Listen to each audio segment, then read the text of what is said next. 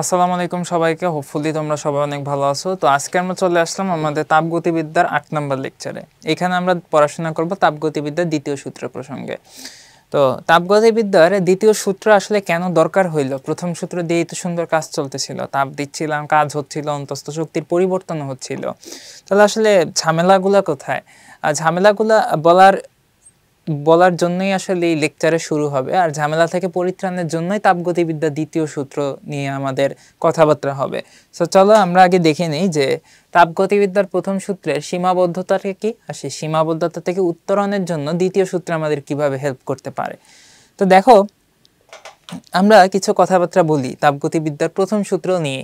প্রথম সূত্রে তোমরা এইরকম দেখছিলা যে ব্যাপারটা অনেকটা এইরকম যে আমাদের মনে করো লেটস সে এটা হচ্ছে গিয়ে আমাদের একটা সিস্টেম। আমরা যদি একটা সিস্টেমকে দেখাতে চাই, এই মনে করো আমাদের একটা সিস্টেম, এবং এই সিস্টেমে এইটা হচ্ছে গিয়ে আমাদের পিস্টন, এবং পিস্টনের নিচে আমাদের বেশ কিছু গ্যাস আছে। পিস্টনটাকে এখন আর আমি ওইভাবে দেখাচ্ছি না, জাস্ট একটা দাগ দিয়ে দেখালাম। এখন মনে করো তুমি এটার ভিতরে কিছু পরিমাণে তাপ দিলা।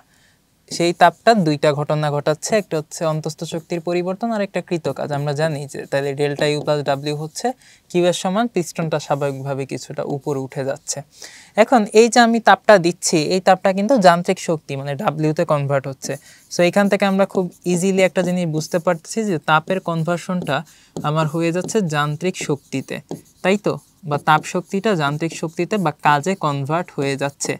অথবা আমি যদি একটু অন্য ভাষায় বলতে চাই, যে অন্যভাবে চিন্তা করো যে আমরা যদি একটা পানির ফ্লাক্সকে, ভিতরে পানি আছে, অনেক জোরে নাড়ানাড়ি করি, দেখবা পানির ফ্লাক্সের ভিতরকার তাপমাত্রাটা একটু হইলেও বাড়বে। আমার হাতটাকে যদি আমি অনেক জোরে ঘষা দিই, আমি যে কাজটা করলাম বা যান্ত্রিক শক্তি দিলাম, এটা কিন্তু তাপ শক্তিতে কনভার্ট হইলো হাত ঘষা দেওয়ার কারণে। তার মানে এই যে দুটো এক্সাম্পল, এখানে কিন্তু আমরা দেখতে পাচ্ছি উল্টা ঘটনা। উল্টা ঘটনাটা কি? সেটা হচ্ছে কাজ বা যান্ত্রিক শক্তি কিন্তু কনভার্ট হচ্ছে তাপে, তাই তো? তার মানে এই তাপগতিবিদ্যার প্রথম সূত্র আমাদেরকে ইঙ্গিত করে শক্তির রূপান্তরে, তাই তো? আবার আমরা যদি একটু অন্যভাবে চিন্তা করতে চাই, যে শক্তির রূপান্তরে ইঙ্গিত করে, খুবই ভালো কথা। আবার অন্যভাবে চিন্তা করলে এরা আসলে ডিফাইন করতেছে যে শক্তি সংরক্ষণশীল। কেন সংরক্ষণশীল? ব্যাপারটা অনেকটা এইরকম, মনে করো যে এই হচ্ছে একটা গরম বস্তু, যাকে আমরা হট বডি বলতেছি বা উচ্চ তাপমাত্রা বস্তু, হট বডি। এই বস্তুটার সাথে আমি একটা কোল্ড বডি বা নিম্ন তাপমাত্রা বস্তুর কানেকশন ঘটায় দিলাম, তাপীয় সংযোগ ঘটায় দিলাম। যেই ঘটনাটা হবে সেটা হচ্ছে তাপমাত্রা পার্থক্যের কারণে তাপের প্রবাহ তৈরি হবে। আমরা ধরে নিলাম এইখানে 30 জুল তাপের প্রবাহ হচ্ছে। এই প্রবাহটার মানে কি? মানেটা হচ্ছে আমাদের এই গরম বস্তুটা 30 জুল তাপ ছেড়ে দিচ্ছে বা 30 জুল বর্জন করতেছে, এবং ওর ছেড়ে দেওয়া তাপটা গ্রহণ করতেছে কোল্ড বডি, সে 30 জুল গ্রহণ করতেছে, তাই তো? তাইলে দেখো, যতটুকু তাপ ছাড়া হচ্ছে ততটুকুই গ্রহণ হচ্ছে। তাইলে এখানে শক্তির কিন্তু কোনো অপচয় হচ্ছে না, অর্থাৎ শক্তিটা কিন্তু সংরক্ষণশীল অবস্থায় আছে। তাহলে তাপগতিবিদ্যার প্রথম সূত্র আমাদের বেশ অনেকগুলো বার্তা দেয়। বার্তা কি কি দেয়? একটা হচ্ছে আমাদের শক্তির রূপান্তরে বার্তা দেয়। যেমন এই দুইটা থেকে আমরা বুঝতে পারতেছি এখানে ওরা এনার্জি কনভার্সনের বার্তা দিচ্ছে, আবার এইখানে এনার্জি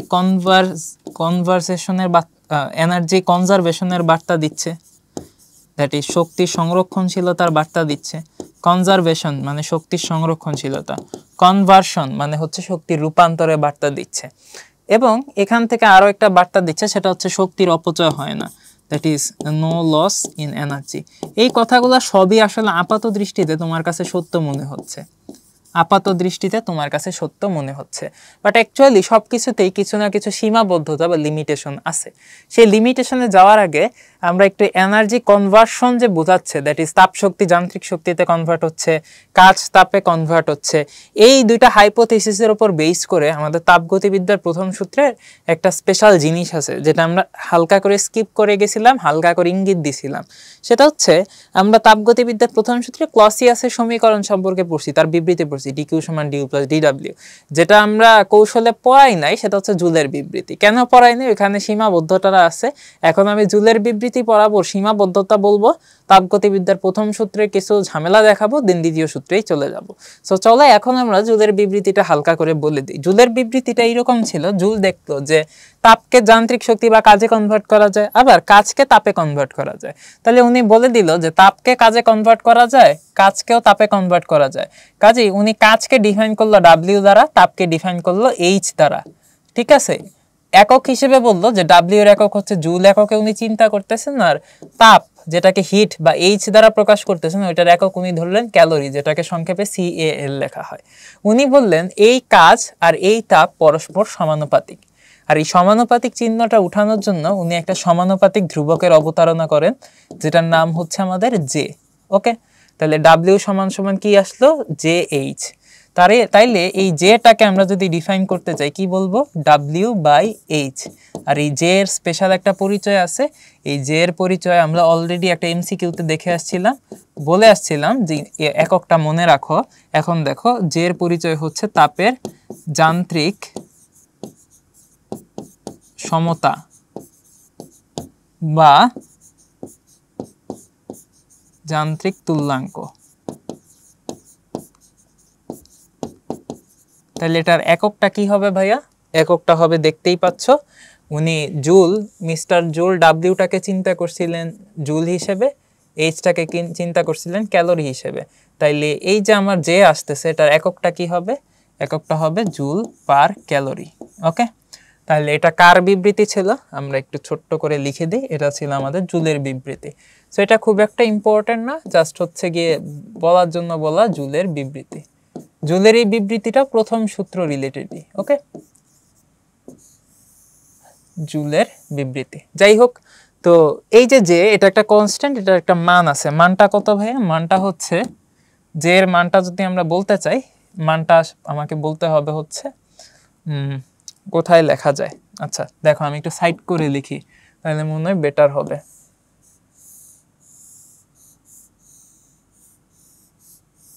আচ্ছা, তাইলে আমাদের এই যে এটার মানটা হচ্ছে 4.2 জুল পার ক্যালোরি। তোমরা জুল আর জে দুইটার ভিতর প্যাচ লাগাও না, এটা হচ্ছে জুল আর এটা হচ্ছে জে।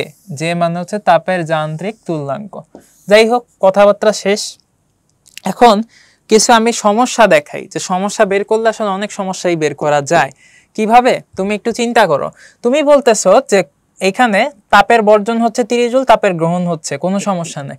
এখন কে একজন বলে বসলো যে ভাই, এই মনে করেন একটা কোল্ড বডি, তুমি বললা ঠিক আছে, এটার সাথে তাপীয় সংযোগ দিলেন। কার? একটা হট বডির বা উচ্চ তাপমাত্রা বস্তুর। এই হচ্ছে একটা হট বডি, দুইটাই হচ্ছে কি একটা ভূমি টুমির উপরে আছে আর কি। এই মনে করো হট বডি। তাইলে এখন ঘটনাটা কি ঘটবে? তুমি বললা যে তাপগতিবিদ্যার প্রথম সূত্র তুমি পড়ে আসছো, তুমি বললা যে ভাই শক্তি সংরক্ষণশীলতাইতে তাৎপর্য, তাহলে শক্তি সংরক্ষণশীলতা এর দিয়ে মানাই, তাইলে কাজ হচ্ছে। আমি বললাম ঠিক আছে, কোনো সমস্যা নাই। তুমি বললা তাইলে বাম পাশের বস্তু থেকে ডান পাশের বস্তুতে 30 জুল তাপ প্রবাহিত হচ্ছে, তাইলে এইখানে কোল্ড বডিটা হচ্ছে গিয়ে তাপ ছাড়তেছে -30, আর হট বডিটা হচ্ছে তাপ নিতেছে +30। আমাকে বলো, তোমার কাছে কমন সেন্সে আমি জানি এটা ব্যাঠিক লাগতেছে, বাট আমারে বলো তাপগতিবিদ্যার প্রথম সূত্র দিয়ে তুমি এটাকে ভুল প্রমাণ করতে পারবা না। প্রথম সূত্র কি বলছে? শক্তি সংরক্ষণশীল, এক রূপ থেকে অন্য রূপে রূপান্তরিত হয়, তাই না? শক্তির কোনো লস নাই। এখানে কি শক্তির লস হয়েছে? না। একজন ছাড়ছে 30 জুল, আরেকজন নিচে 30 জুল, কোনো লস নাই। এখানে শক্তির সংরক্ষণশীলতা মানছে? হ্যাঁ মানছে। একজন 30 জুল বর্জন করছে, আরেকজন গ্রহণ করছে, কোনো সমস্যা নাই। কিন্তু তুমি জানো এটা সমস্যা আছে। কি সমস্যা? সমস্যাটা হচ্ছে কোল্ড বডি এটা টেম্পারেচার কম, আর হট বডি এটা টেম্পারেচার বেশি। তাপ জীবনে একটা কোল্ড বডি থেকে হট বডিতে যাইতে পারবে? কম তাপমাত্রা থেকে বেশি তাপমাত্রার দিকে যাইতে পারবে? যাইতে পারবে না। কাজে এই জিনিসটা তুমি কমন সেন্স দিয়ে বুঝতেছো জিনিসটা ভুল, বা তাপগতিবিদ্যার প্রথম সূত্র দিয়ে তুমি প্রুফ করতে পারতেছো না। এইখানে তাপগতিবিদ্যার প্রথম সূত্রের সীমাবদ্ধতা আছে। তাহলে সীমাবদ্ধতাটা কি হইল? সে তাপ প্রবাহের দিক ব্যাখ্যা করতে পারে না। কি ব্যাখ্যা করতে পারে না? তাপ প্রবাহের দিক ব্যাখ্যা করতে পারে না, তাপ প্রবাহের দিক ব্যাখ্যা করতে পারে না। অথচ আমরা কিন্তু এইটা নিয়ে কথাবার্তা বলতেছি, আমরা কিন্তু তাপের গতি নিয়ে কথা বলতেছি, অথচ তাপের গতি বা প্রবাহের ডিরেকশনে ব্যাখ্যা করতে পারে না। আমরা যদি একটু অন্যভাবে বলি, তাপগতিবিদ্যার প্রথম সূত্র বলতেছে সবকিছুতেই শক্তি সংরক্ষণশীল, বাট আসলেই কি তাই? তুমি একটু চিন্তা করো। এই মনে করো একটা পাহাড়ের তলদেশ দিয়ে, সরি পাহাড়ের উপর থেকে, এটা হচ্ছে একটা পাহাড়, এই যে এটা হচ্ছে একটা পাহাড়, এই পাহাড় থেকে কিছু একটা জলপ্রপাত নেমে আসতেছে। এটা মনে করো সবুজ কালার একটা জলপ্রপাত আমি আঁকলাম, ঠিক আছে, গরিবের জলপ্রপাত। তাহলে এই জলপ্রপাতের কাজটা কি হবে?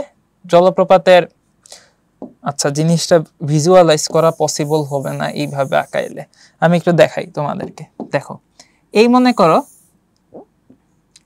একটা পাহাড় যেটার উচ্চতা মনে করে h, এবং পাহাড়ের পাশ থেকে এরকম একটা জলপ্রপাত নেমে গেছে। এই জলপ্রপাতের এইগুলো আকাশি কালারে দাগ দিচ্ছে, এগুলো হচ্ছে পানি। এখন এই জলপ্রপাতের পানিটা শুরুতে কই থাকে? এই যে উচ্চতায় থাকে। তখন এর ভিতরে কি জমা হয় বলতো? বিভব শক্তি জমা হয়। Very good. এখন এই বিভব শক্তিটার কারণেই কিন্তু জলপ্রপাতের পানিটা পাহাড়ের গা বেয়ে বেয়ে একসময় নিচে নেমে আসে। নিচে যখন এই পয়েন্টে নেমে যায় তখন কিন্তু ওর ভিতরে পুরা বিভব শক্তিটাই গতি শক্তিতে কনভার্ট হয়ে যায়। ফাইন, কোনো সমস্যা নাই। সমস্যা যেটা আমাকে বলতো, জলপ্রপাতের পানিটা যখন নিচে নামছে এই পয়েন্টে আসছে তখন তো ওর ভিতর গতিশক্তি জমা আছে, তাইলে ও গতিশক্তিটাকে কাজে লাগে আবার কেন পাহাড়ের উচ্চতায় উঠতে পারে না? ওটাতে কোনো সমস্যা ছিল না, শক্তিরই তো রূপান্তর ঘটতেছিল, শক্তি তো সংরক্ষণশীল ছিল। শুরুতে বিভব শক্তিটা গতিশক্তিতে কনভার্ট হচ্ছিল, পরবর্তীতে গতিশক্তিটা কেন তাহলে বিভব শক্তিতে কনভার্ট হয়ে জলপ্রপাতের তলদেশের পানিগুলা আবার উল্টা পথে উপরে উঠতে পারতেছে না? এখানেই সমস্যা। শক্তি সংরক্ষণশীলতা সব জায়গায় খাটে না, সব জায়গায় সে খাটে না। কাজে এইখানে আমরা বলতে পারতেছি যে বিভব শক্তিকে আমরা লিখেছি ইপি দিয়ে, তারপরে গতিশক্তিকে লিখে হচ্ছে আমরা ইকে দিয়ে। এখানে আমরা দেখতে পাচ্ছি যে ইপি থেকে ইকে হয়, কিন্তু এই এক্সাম্পলে ইকে থেকে আমরা ইপি পাচ্ছি না। দ্যাট ইজ শক্তি সবসময় যে মন মতো রূপান্তরিত হয়ে যায় ব্যাপারটা ওরকম না, ঠিক আছে? কাজে এইটা আমাদের আরেকটা সীমাবদ্ধতা হইতে পারে। এখন চলো আমরা আরো কিছু সীমাবদ্ধতা একটু দেখে আসি। ওকে, চলো একটা নতুন স্লাইড নিই। আর কি সীমাবদ্ধতা থাকতে পারে তুমি একটু চিন্তা করে দেখো। বিজ্ঞানী জুল বলছিল যে তাপকে সম্পূর্ণরূপে কাজে কনভার্ট করা যায়, কাজকে সম্পূর্ণরূপে তাপে কনভার্ট করা যায়। আসলেই কি যায়? আসলে কিন্তু যায় না। তুমি যখন দেখো হাতটাকে জোরে জোরে ঘষতেছো, তখন কিন্তু তুমি যে কাজটা করতেছো সেই কাজটা, হ্যাঁ কিছু অংশ তাপে কনভার্ট হয়ে তোমার হাতটাকে গরম করতেছে, ঠিক আছে, বাট তোমার কিন্তু একটা শব্দ হচ্ছে, অনেক জোরে একটা শব্দ হচ্ছে। এই যে শব্দটা হচ্ছে, এই শব্দটা কিন্তু শব্দ শক্তি জন্য তৈরি হচ্ছে। অর্থাৎ একদম সহজ বাংলায় আমাদের যান্ত্রিক শক্তিটা এখানে শব্দ শক্তিতেও কনভার্ট হয়েছে, তাপ শক্তিতেও কনভার্ট হয়েছে। কাজেই পুরা কাজটা বা পুরা যান্ত্রিক শক্তিটা কখনো এখানে তাপে কনভার্ট হচ্ছে না, এখানে কিন্তু কিছু লস আছে বা অন্যান্য শক্তির রূপান্তর আছে। ওকে, তাহলে জুলের এই কথাটা ছিল ভুল। দ্বিতীয় কথা হলো, তুমি একটু চিন্তা করে দেখো, জুল আরেকটা কথা বলছে, সেটা হচ্ছে তাপকে কাজে কনভার্ট করা যায়। ওকে, খুবই ভালো যে তাপকে উনি বলছে যে এইটাকে নাকি কাজে কনভার্ট করা যাবে এবং সম্পূর্ণরূপে কাজে কনভার্ট করা যাবে, 100% তাপকে কাজে কনভার্ট করা যাবে। কিন্তু বাস্তবে এরকমটা দেখা যায় না। যদি দেখা যায় তো তুমি একটু চিন্তা করো, যে মনে করো যে গাড়ির ইঞ্জিন, এটা মনে করো আমাদের একটা গাড়ি, এই গাড়িটা অবশ্যই একটা ইঞ্জিন দ্বারা পরিচালিত হয়, এটা মনে করো ওর ইঞ্জিন। এখন এই গাড়ির ইঞ্জিনটাকে তুমি টার্গেট করলা যে ইঞ্জিন তো কাজ করে, কাজ করলে গাড়িটা সামনে আগায়।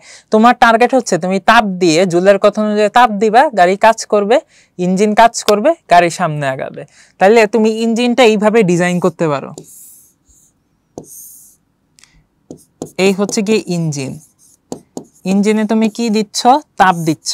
তাপটাকে আমরা কিউ দিয়ে লিখলাম, আর আউটপুট হিসেবে কি পাবা তুমি? ডাব্লিউ। এখন আমাকে বলে এখানে ইনপুট কত?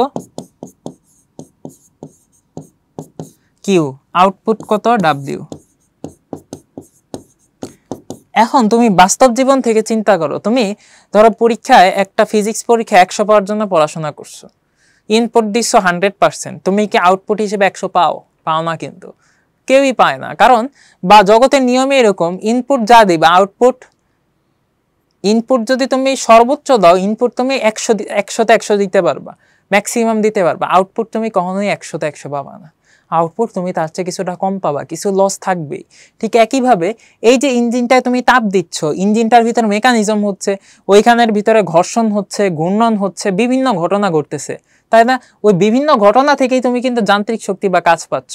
ওই যে ঘটনাগুলো ঘটতেছে, শক্তির কনভার্সন হচ্ছে, ওই যে প্রসেসটা বা ওই যে যন্ত্রটা ইঞ্জিনের ভিতরে আছে, ওইখানে কিন্তু ঠিকই ঘর্ষণ কাজ করতেছে, অপচয় শক্তি আছে, শব্দ উৎপন্ন হচ্ছে। গাড়ি চলার সময় একটা ঘর ঘর ঘর ঘর ঘর ঘর আওয়াজ হয় না? আওয়াজ হয় কিন্তু, তাহলে ওইখানে কিছুটা অংশ শব্দ শক্তিতেও কনভার্ট হয়ে যাচ্ছে। কাজে এটা পসিবল না যে তুমি তাপকে সম্পূর্ণরূপে কাজে কনভার্ট করে ফেলবা। কাজে এইখানে আমাদের মনে রাখতে হবে যে এনার্জি লস থাকবেই থাকবে, এনার্জি লস থাকবেই থাকবে, 100তে 100 থাকবে। ঠিক আছে, কাজে আমরা দেখলাম যে আমাদের বাস্তব জগতে বিভিন্ন ক্ষেত্রে যে আমরা খুব ইজিলি বিভিন্ন ক্ষেত্রে দেখছি যে যান্ত্রিক শক্তি তাপে কনভার্ট হয়, খুব সহজে এই জিনিসটা আমরা দেখি যে যান্ত্রিক শক্তিটা আমাদের খুব সহজে কিন্তু তাপ শক্তিতে কনভার্ট হয়। কিভাবে? তুমি একটু দেখো, মনে করো যে একটা সীসার বল তুমি অনেক উঁচা থেকে ছেড়ে দিছো, এই উঁচায় যখন ছিল তখন তার ভিতরে বিভব শক্তি ছিল, উঁচা থেকে তুমি যখন ছেড়ে দিলা, যখন এটা অনেক হাই ভেলোসিটিতে মাটিতে হিট করলো, তখন কিন্তু এর ভিতরে কিছু পরিমাণ তাপ জমা হয়। ঠিক আছে, তাহলে এইখানে আমরা বলতে পারি ওর যে বিভব শক্তি ইপি, এই ইপিটা পরবর্তীতে তাপ শক্তিতে কনভার্ট হয়, দ্যাট ইজ ইপিটা কনভার্ট হচ্ছে কিসে? কিউতে। অথবা আমি যদি আরো উদাহরণ তোমাকে দিতে চাই, সেটা হচ্ছে অলরেডি বলে ফেলছি যে একটা ফ্লাক্সের ভিতরে পানি নিয়ে তুমি যদি অনেক জোরে জোরে হচ্ছে গিয়ে ঝাঁকাও, সেক্ষেত্রে তুমি যে ঝাঁকাচ্ছ, তোমার যে কাজটা, যান্ত্রিক শক্তিটা, সেটা কিন্তু তাপে কনভার্ট হচ্ছে।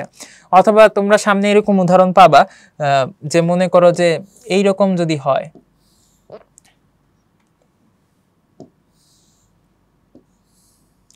মনে করো এর ভিতরে হচ্ছে কি একটা পানি আছে, কিছু পানি আছে, তুমি হচ্ছে একটা চাকা লাগাই দিছো, এখানে চাকা বা ফ্যান লাগাইছো এই জায়গাটায়, ফ্যান, এরকম একটা ফ্যান লাগাইছো, ঠিক আছে, এরকম একটা চক্র বা ফ্যানের মতো নিছো, এবং এই ফ্যানটা হচ্ছে ক্রমাগত ঘুরতেছে, অনেক জোরে হাই স্পিডে ঘুরতেছে পানির ভিতরে। দেখবা এই ঘূর্ণনের কারণে পানির ভিতরে যে অণু পরমাণুগুলা আছে সেগুলো হচ্ছে ছুটাছুটি করবে, এগুলার গতি মানে কি বলা যায়, তাপ কিছুটা বাড়বে, ঠিক আছে, অন্তস্থ শক্তি কিছুটা বাড়বে, এগুলো টেম্পারেচারও কিছুটা খানিকটা বাড়বে। কাজে এইখানে এই যে ঘোরাচ্ছ, ঘোরার জন্য তোমার যে কাজটা করতে হচ্ছে বা যান্ত্রিক শক্তি দিতে হচ্ছে, এটা কিন্তু একটা সময় কিসে কনভার্ট হচ্ছে? তাপ শক্তিতে কনভার্ট হচ্ছে ঠিকই। তার মানে সৃষ্টি জগতে বা আমাদের চারপাশে বিভিন্ন উদাহরণ আছে যেখানে আমাদের যান্ত্রিক শক্তি যা স, এটা হচ্ছে তাপ শক্তি বা তা সতে কনভার্ট হয় খুব ইজিলি। বাট আমরা যদি উল্টাটা পাইতে চাই, দ্যাট ইজ আমাদের টার্গেট হচ্ছে তাপকে কাজে লাগিয়ে আমরা হচ্ছে কাজ পাইতে চাই, উল্টাটা যদি করতে চাই, তাইলে কিন্তু এটা এত সহজলভ্য না। এই তাপ থেকে যান্ত্রিক শক্তিতে রূপান্তরের যে প্রসেস, এই প্রসেসটাকেই আমরা বলি তাপের গতি। দ্যাট ইজ তাপ শুরুতে ছিল, পরবর্তীতে এটা কিসে কনভার্ট হচ্ছে? যান্ত্রিক শক্তিতে কনভার্ট হচ্ছে। এইটাই হচ্ছে আমাদের তাপের গতি।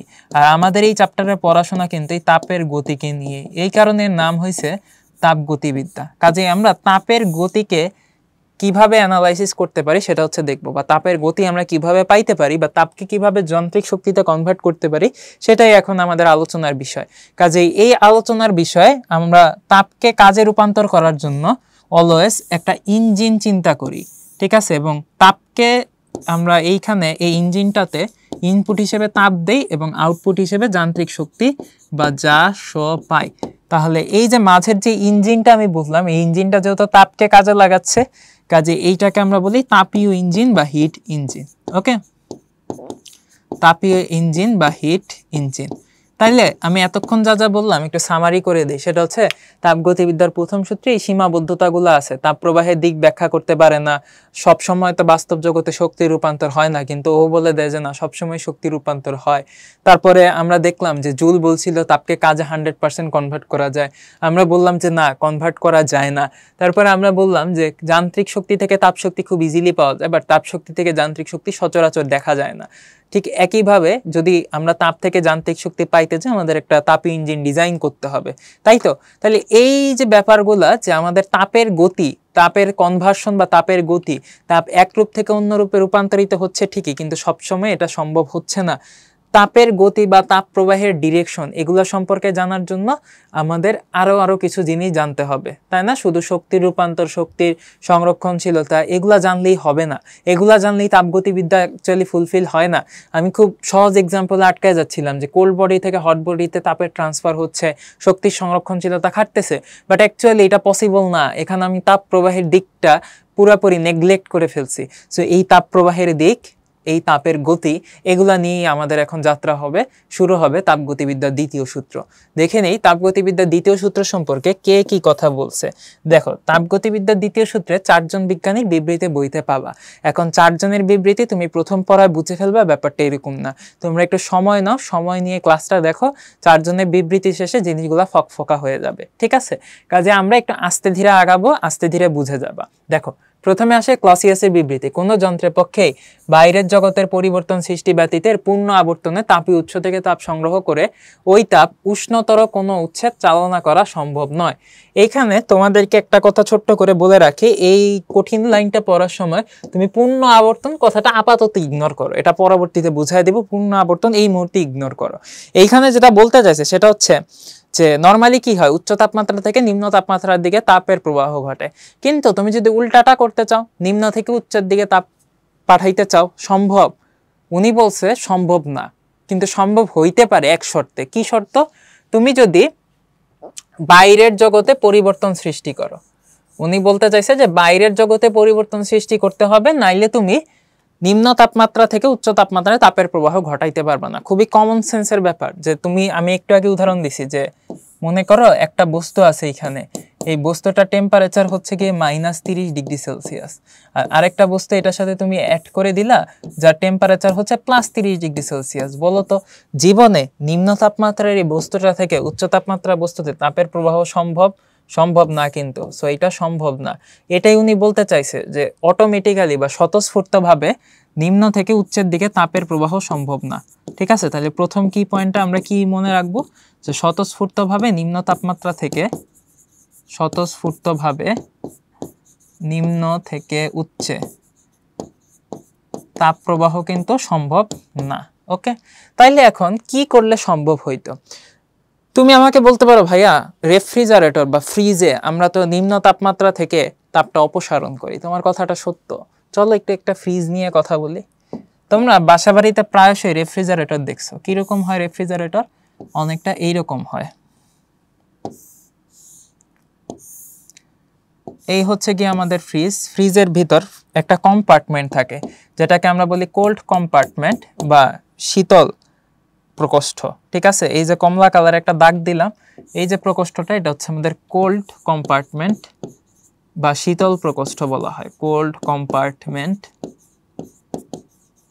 বা শীতল প্রকোষ্ঠ, শীতল।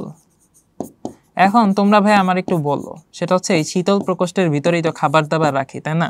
মনে করো আমি এখানে কিছু আপেল রাখছি, আপেল বা ফল ফ্রুট রাখছি, এগুলো হচ্ছে কিছু ফল টল রাখছি, ঠিক আছে? তাহলে এগুলো হচ্ছে ফল। এখন আমার টার্গেট কি? ফলগুলোকে ঠান্ডা করা। ফল মানে বাইরে থেকে আনছি, ওরা যেন বেশি দিন ভালো থাকে তাই ঠান্ডা করার জন্য ভিতরে রাখছি কোল্ড কম্পার্টমেন্টে। তাহলে এই ফল থেকে অবশ্যই আমরা কি করতেছি বলতো? তাপটা বাইরে বের করতেছি। তাপটা বাইরে বের করতেছি না? তাপটা কিন্তু বাইরে বের করতেছি। ধরে নিলাম কি পরিমাণ তাপ বাইরে বের করতেছি। সো আলটিমেটলি আমি কি করতেছি? ফলটা কিন্তু আমার নিম্ন তাপমাত্রায় ছিল, সেটা কত? কোল্ড কম্পার্টমেন্টে ছিল বা শীতল প্রকোষ্ঠে ছিল। আমি শীতল প্রকোষ্ঠে ফলগুলাকে কি করলাম? আমি ফলগুলাকে ঠান্ডা করার জন্য ক্রিয়া কৌশল শুরু করলাম এবং ফল থেকে তাপটা অপসারিত হইতে থাকলো। এখন এই যে ফল থেকে তাপটা অপসারিত হচ্ছে, কি পরিমাণ তাপ? এটা কি ফ্রিজের ভিতর থাকতেছে না? কিন্তু তাহলে তো ফ্রিজ একটু পর গরমই হয়ে যেত। ফ্রিজের ভিতর থাকতেছে না। এই অপসারিত তাপটাকে কিন্তু আমার একটা সময় বাহিরে পাচার করতে হচ্ছে। বা কোথায় পাচার করতে হচ্ছে? পরিবেশে পাচার করতে হচ্ছে।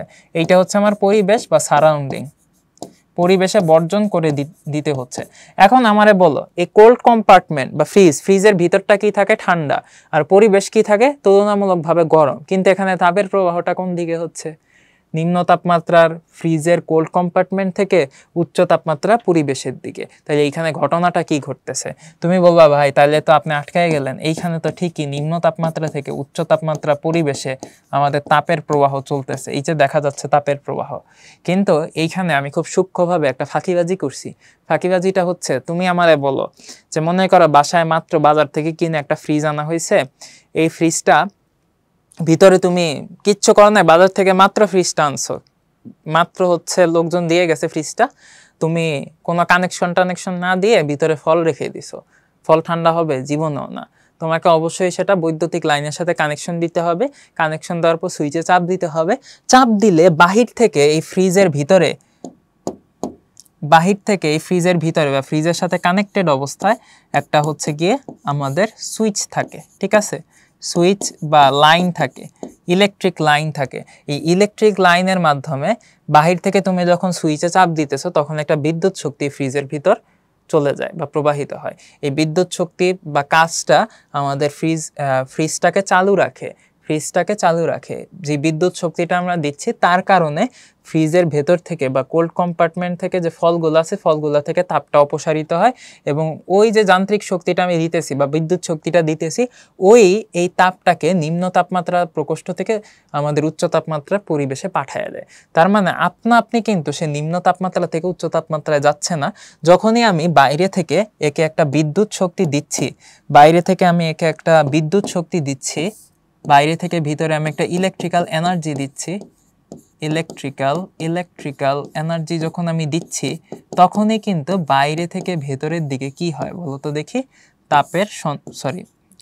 বাইরে থেকে ভিতরে যখন আমি একটা ইলেকট্রিক্যাল এনার্জি দিচ্ছি বা যান্ত্রিক শক্তি দিচ্ছি বা কাজ করতেছি, তখনই কিন্তু আমাদের এই ভিতরকার ফলগুলা থেকে তাপটা বের হয়ে যায় বা কোল্ড কম্পার্টমেন্ট থেকে তাপ বের হয়ে উচ্চ তাপমাত্রা পরিবেশে যাইতে পারে বা নিম্ন তাপমাত্রা থেকে উচ্চ তাপমাত্রা যাইতে পারে। তাহলে দেখো এইখানে কি স্বতঃস্ফূর্তভাবে নিম্ন তাপমাত্রা থেকে উচ্চ তাপমাত্রায় তাপ গেছে? উত্তর হচ্ছে না, স্বতঃস্ফূর্তভাবে যায় না। কিভাবে গেছে? বাহ্যিক একটা প্রভাব যখন আমি এর ভিতর দিছি তখনই সেটা সম্ভব হয়েছে। বাহ্যিক প্রভাবটা কি?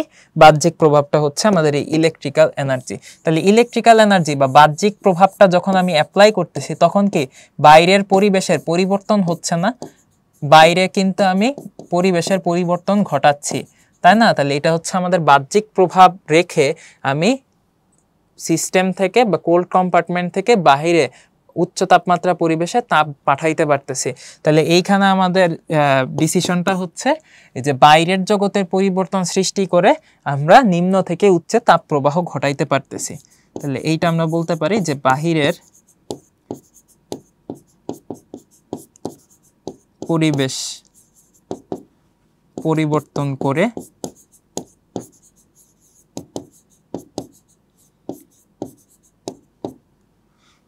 নিম্ন থেকে উচ্চের দিকে আমরা কি পাঠাচ্ছি? তাপ পাঠাইতে পারতেছি। তাহলে সহজ কথা একটাই, স্বতঃস্ফূর্তভাবে জীবনও নিম্ন থেকে উচ্চে তাপ যাবে না। এরকম বাহিরের যদি সাহায্য আমরা নেই বা বাহ্যিক প্রভাব থাকে তাইলে আমরা সেটা করতে পারবো। আর এটাই মেইনলি ক্লসিয়াস বলতে চাইছে। আপাতত পূর্ণ আবর্তন কথাটা ইগনোর করে, এটা পরে আস্তে আস্তে বুঝবা, আমি বুঝাই দিব। এখন আসো কার্নোর বিবৃতি। আচ্ছা, আমরা বলছিলাম যে তাপগতিবিদ্যার দ্বিতীয় সূত্রে একটা মেইন ফোকাস হচ্ছে, আমরা অহরহ দেখি যে আমাদের যান্ত্রিক শক্তি তাপে কনভার্ট হচ্ছে, বাট তাপকে অত সহজে না যান্ত্রিক শক্তিতে কনভার্ট হইতে দেখি না। আমাদের তাপগতিবিদ্যার দ্বিতীয় সূত্রের ফোকাস আসলে সেখানেই যে কিভাবে তাপ শক্তিকে কাজে লাগিয়ে যান্ত্রিক শক্তি পাওয়া যায়। আর বিজ্ঞানী কার্নো তার ব্যতিক্রম না, উনি এটা নিয়ে গবেষণা করে বললেন যে কোনো একটা নির্দিষ্ট পরিমাণ তাপ শক্তি সম্পূর্ণ বা পুরোপুরি যান্ত্রিক শক্তিতে রূপান্তর করার মতো যন্ত্র তৈরি করা সম্ভব নয়। উনি দেখো যন্ত্র কথাটা মেনশন করছেন কেন? তুমি চিন্তা করো যে আমরা আগেও বলছি যে তাপকে যদি কাজে কনভার্ট করতে চাই বা যান্ত্রিক শক্তিকে কনভার্ট করতে চাই, যেন তেন প্রসেস এটা হবে না, একটা ইঞ্জিন বা একটা মেকানিজম লাগবে।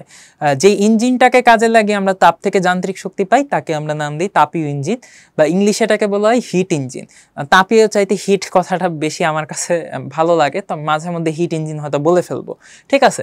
কাজেই সাদি কার্নো বললেন যে এমন কোনো হিট ইঞ্জিন, যন্ত্র বলতে উনি হিট ইঞ্জিনকেই বুঝাইছেন, এমন কোনো হিট ইঞ্জিন পাওয়া যায় না যেখানে অ্যাকচুয়ালি সম্পূর্ণ তাপকে কাজে কনভার্ট করা যায়। আমি জানি তোমরা অনেকেই একটা জিনিস মাথার ভিতরে তোমাদের ঘুরপাক খাচ্ছে যে ভাই চাইলে তো তাপকে কাজে কনভার্ট করা যায়, সম্পূর্ণ তাপকেই কাজে কনভার্ট করা যায়। আপনিই তো পড়াইছিলেন একটা প্রসেস আছে যেখানে যায়, হ্যাঁ ওই প্রসেসে যায়, কিন্তু ওই প্রসেসকে কাজে লাগিয়ে আমরা যদি একটা হিট ইঞ্জিন ডিজাইন করি আসলেই কি সেটা কার্যকর হবে? চলো একটু দেখে আসি। তুমি একটু স্বাভাবিকভাবে চিন্তা করো যে মনে করো আমাদের এইখানে একটা গাড়ি আছে, এই হচ্ছে গাড়ি, গাড়িটার একটা ইঞ্জিন আছে এবং তোমার টার্গেট হচ্ছে এইটাকে তুমি একটা হিট ইঞ্জিন হিসেবে ডিজাইন করবা। কেন হিট ইঞ্জিন? তোমার টার্গেট যে তুমি এই ইঞ্জিনের ভিতর ক্রমাগত কন্টিনিউয়াসলি তাপ দিবা এবং কন্টিনিউয়াসলি এটা কাজ করতে থাকবে, আর কন্টিনিউয়াসলি সে যখন কাজ করতে থাকবে সে কন্টিনিউয়াসলি গাড়িটা হচ্ছে গিয়ে সামনে আগাইতে থাকবে, রাইট? আচ্ছা, তাইলে একটা হিট ইঞ্জিন কীরকম থাকে আমরা আপাতত ধরে নিলাম যে হিট ইঞ্জিনটা হচ্ছে এই রকম। এই হচ্ছে আমাদের ইঞ্জিন, তুমি চাচ্ছ এইটাকে যা কিউ দিবা এই পুরাটাই হচ্ছে গিয়ে কাজে কনভার্ট হয়ে যাবে 100%, কোনো লস না। এরকম একটা ইঞ্জিন বা যন্ত্র তুমি বানাবা, যা দিবা কিউ তাহাই হয়ে যাবে ডাব্লিউ। এবং তুমি আমারে বললা ভাই এরকম তো প্রসেস আছে তাপগতীয় প্রক্রিয়া। কোন প্রক্রিয়া? যেখানে অন্তঃস্থ শক্তির পরিবর্তন শূন্য, তাপমাত্রায় কোনো চেঞ্জ হবে না, সমষ্ণ প্রক্রিয়া। আমি বললাম ওকে ফাইন, তাহলে তুমি প্রস্তাব দিলা যে সমষ্ণ প্রক্রিয়া এটা আমরা করতে পারবো যেখানে কিউ সমান সমান ডাব্লিউ। এখন এই যে ইঞ্জিনটা, এখানে তো আলটিমেটলি আমরা তাপ নিয়ে কাজ করতেছি, সেই ইঞ্জিনটাকে আমরা তাপগতীয় একটা সিস্টেম বলতে পারি। তাহলে আমরা যদি একটা তাপগতীয় সিস্টেম এখান থেকে কল্পনা করি ইঞ্জিনটার বিকল্প হিসেবে, বা ইঞ্জিনটাকে একটা তাপগতীয় সিস্টেম হিসেবে চিন্তা করি, এই মনে করো আমাদের সেই তাপগতীয় সিস্টেমটা। এই তাপগতীয় সিস্টেমে একটা পিস্টন থাকবে। এখন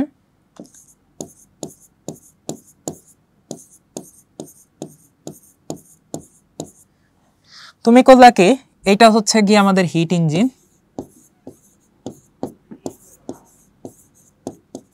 হিট ইঞ্জিন মানে ডিরেক্টলি তার ইঞ্জিন বলা যাবে না, মানে হিট ইঞ্জিনটা একটা থার্মোডাইনামিক সিস্টেম, ওই সিস্টেমটা হচ্ছে এইটা। এখন এই সিস্টেমের ভিতরে ইনপুট কি দিছো? তাপ দিছো, দিলা তাপ, কিউ পরিমাণ তাপ দিলা। কিউ পরিমাণ তাপের কারণে কি হলো? পিস্টনটার উপরে গ্যাসগুলা ধাক্কা ধাক্কি করলো, পিস্টনটা কিছুটা উপরে উঠে গেল, এই পয়েন্টে চলে আসলো, আমরা বলে দিলাম ডাব্লিউ কাজ হয়েছে, এবং যেহেতু সমষ্ণ প্রক্রিয়া কিউ সমান সমান ডাব্লিউ, ফাইন। এখন তুমি আমারে বলো কিউ পরিমাণ তাপ তুমি দিছো, ধরে নাও 100 জুল তাপ দিছো, তাহলে 100 জুল তাপে কয় জুল কাজ হয়েছে? 100 জুল কাজ হয়েছে। 100 জুল কাজ হওয়ার কারণে পিস্টনটা একটা নির্দিষ্ট উচ্চতায় উঠে গেছে, তার মানে ইঞ্জিনটা কয় জুল কাজ করছে? 100 জুল কাজ করছে। তাহলে এই যে ইঞ্জিন যেটা গাড়িটাকে চালাচ্ছে সে কয় জুল কাজ করলো? 100 জুল। তাহলে আমাকে বলো গাড়িটাও সামনে যে আগাবে, আগানোর জন্য সে শক্তি কতটুকু পাইলো? 100 জুল। এখন আমারে বলো 100 জুল শক্তি খরচ করে সে কিছু দূর আগাইলো, এরপরে তো সে থেমেই গেল, গাড়িটা থেমে গেল না, 100 জুল ওর খরচ করা শেষ। তাহলে এখন কি করব? তুমি বলবো ভাইয়া কোনো সমস্যা নাই, আপনি 100 জুল না দিয়ে 1000 জুল দেন। দিলাম 1000 জুল তাপ দিলাম, 1000 জুল কাজ হইলো, ইঞ্জিনটা 1000 জুল যান্ত্রিক শক্তি উৎপাদন করলো, তার মানে ইঞ্জিনটার মাধ্যমে গাড়িটাও 1000 জুল শক্তি অর্জন করলো। গাড়িটা আরো কিছু দূর গিয়ে, মানে বেশ খানিকটা দূর গিয়ে তার 1000 জুল খরচ হয়ে গেল, সে আবার থেমে গেল।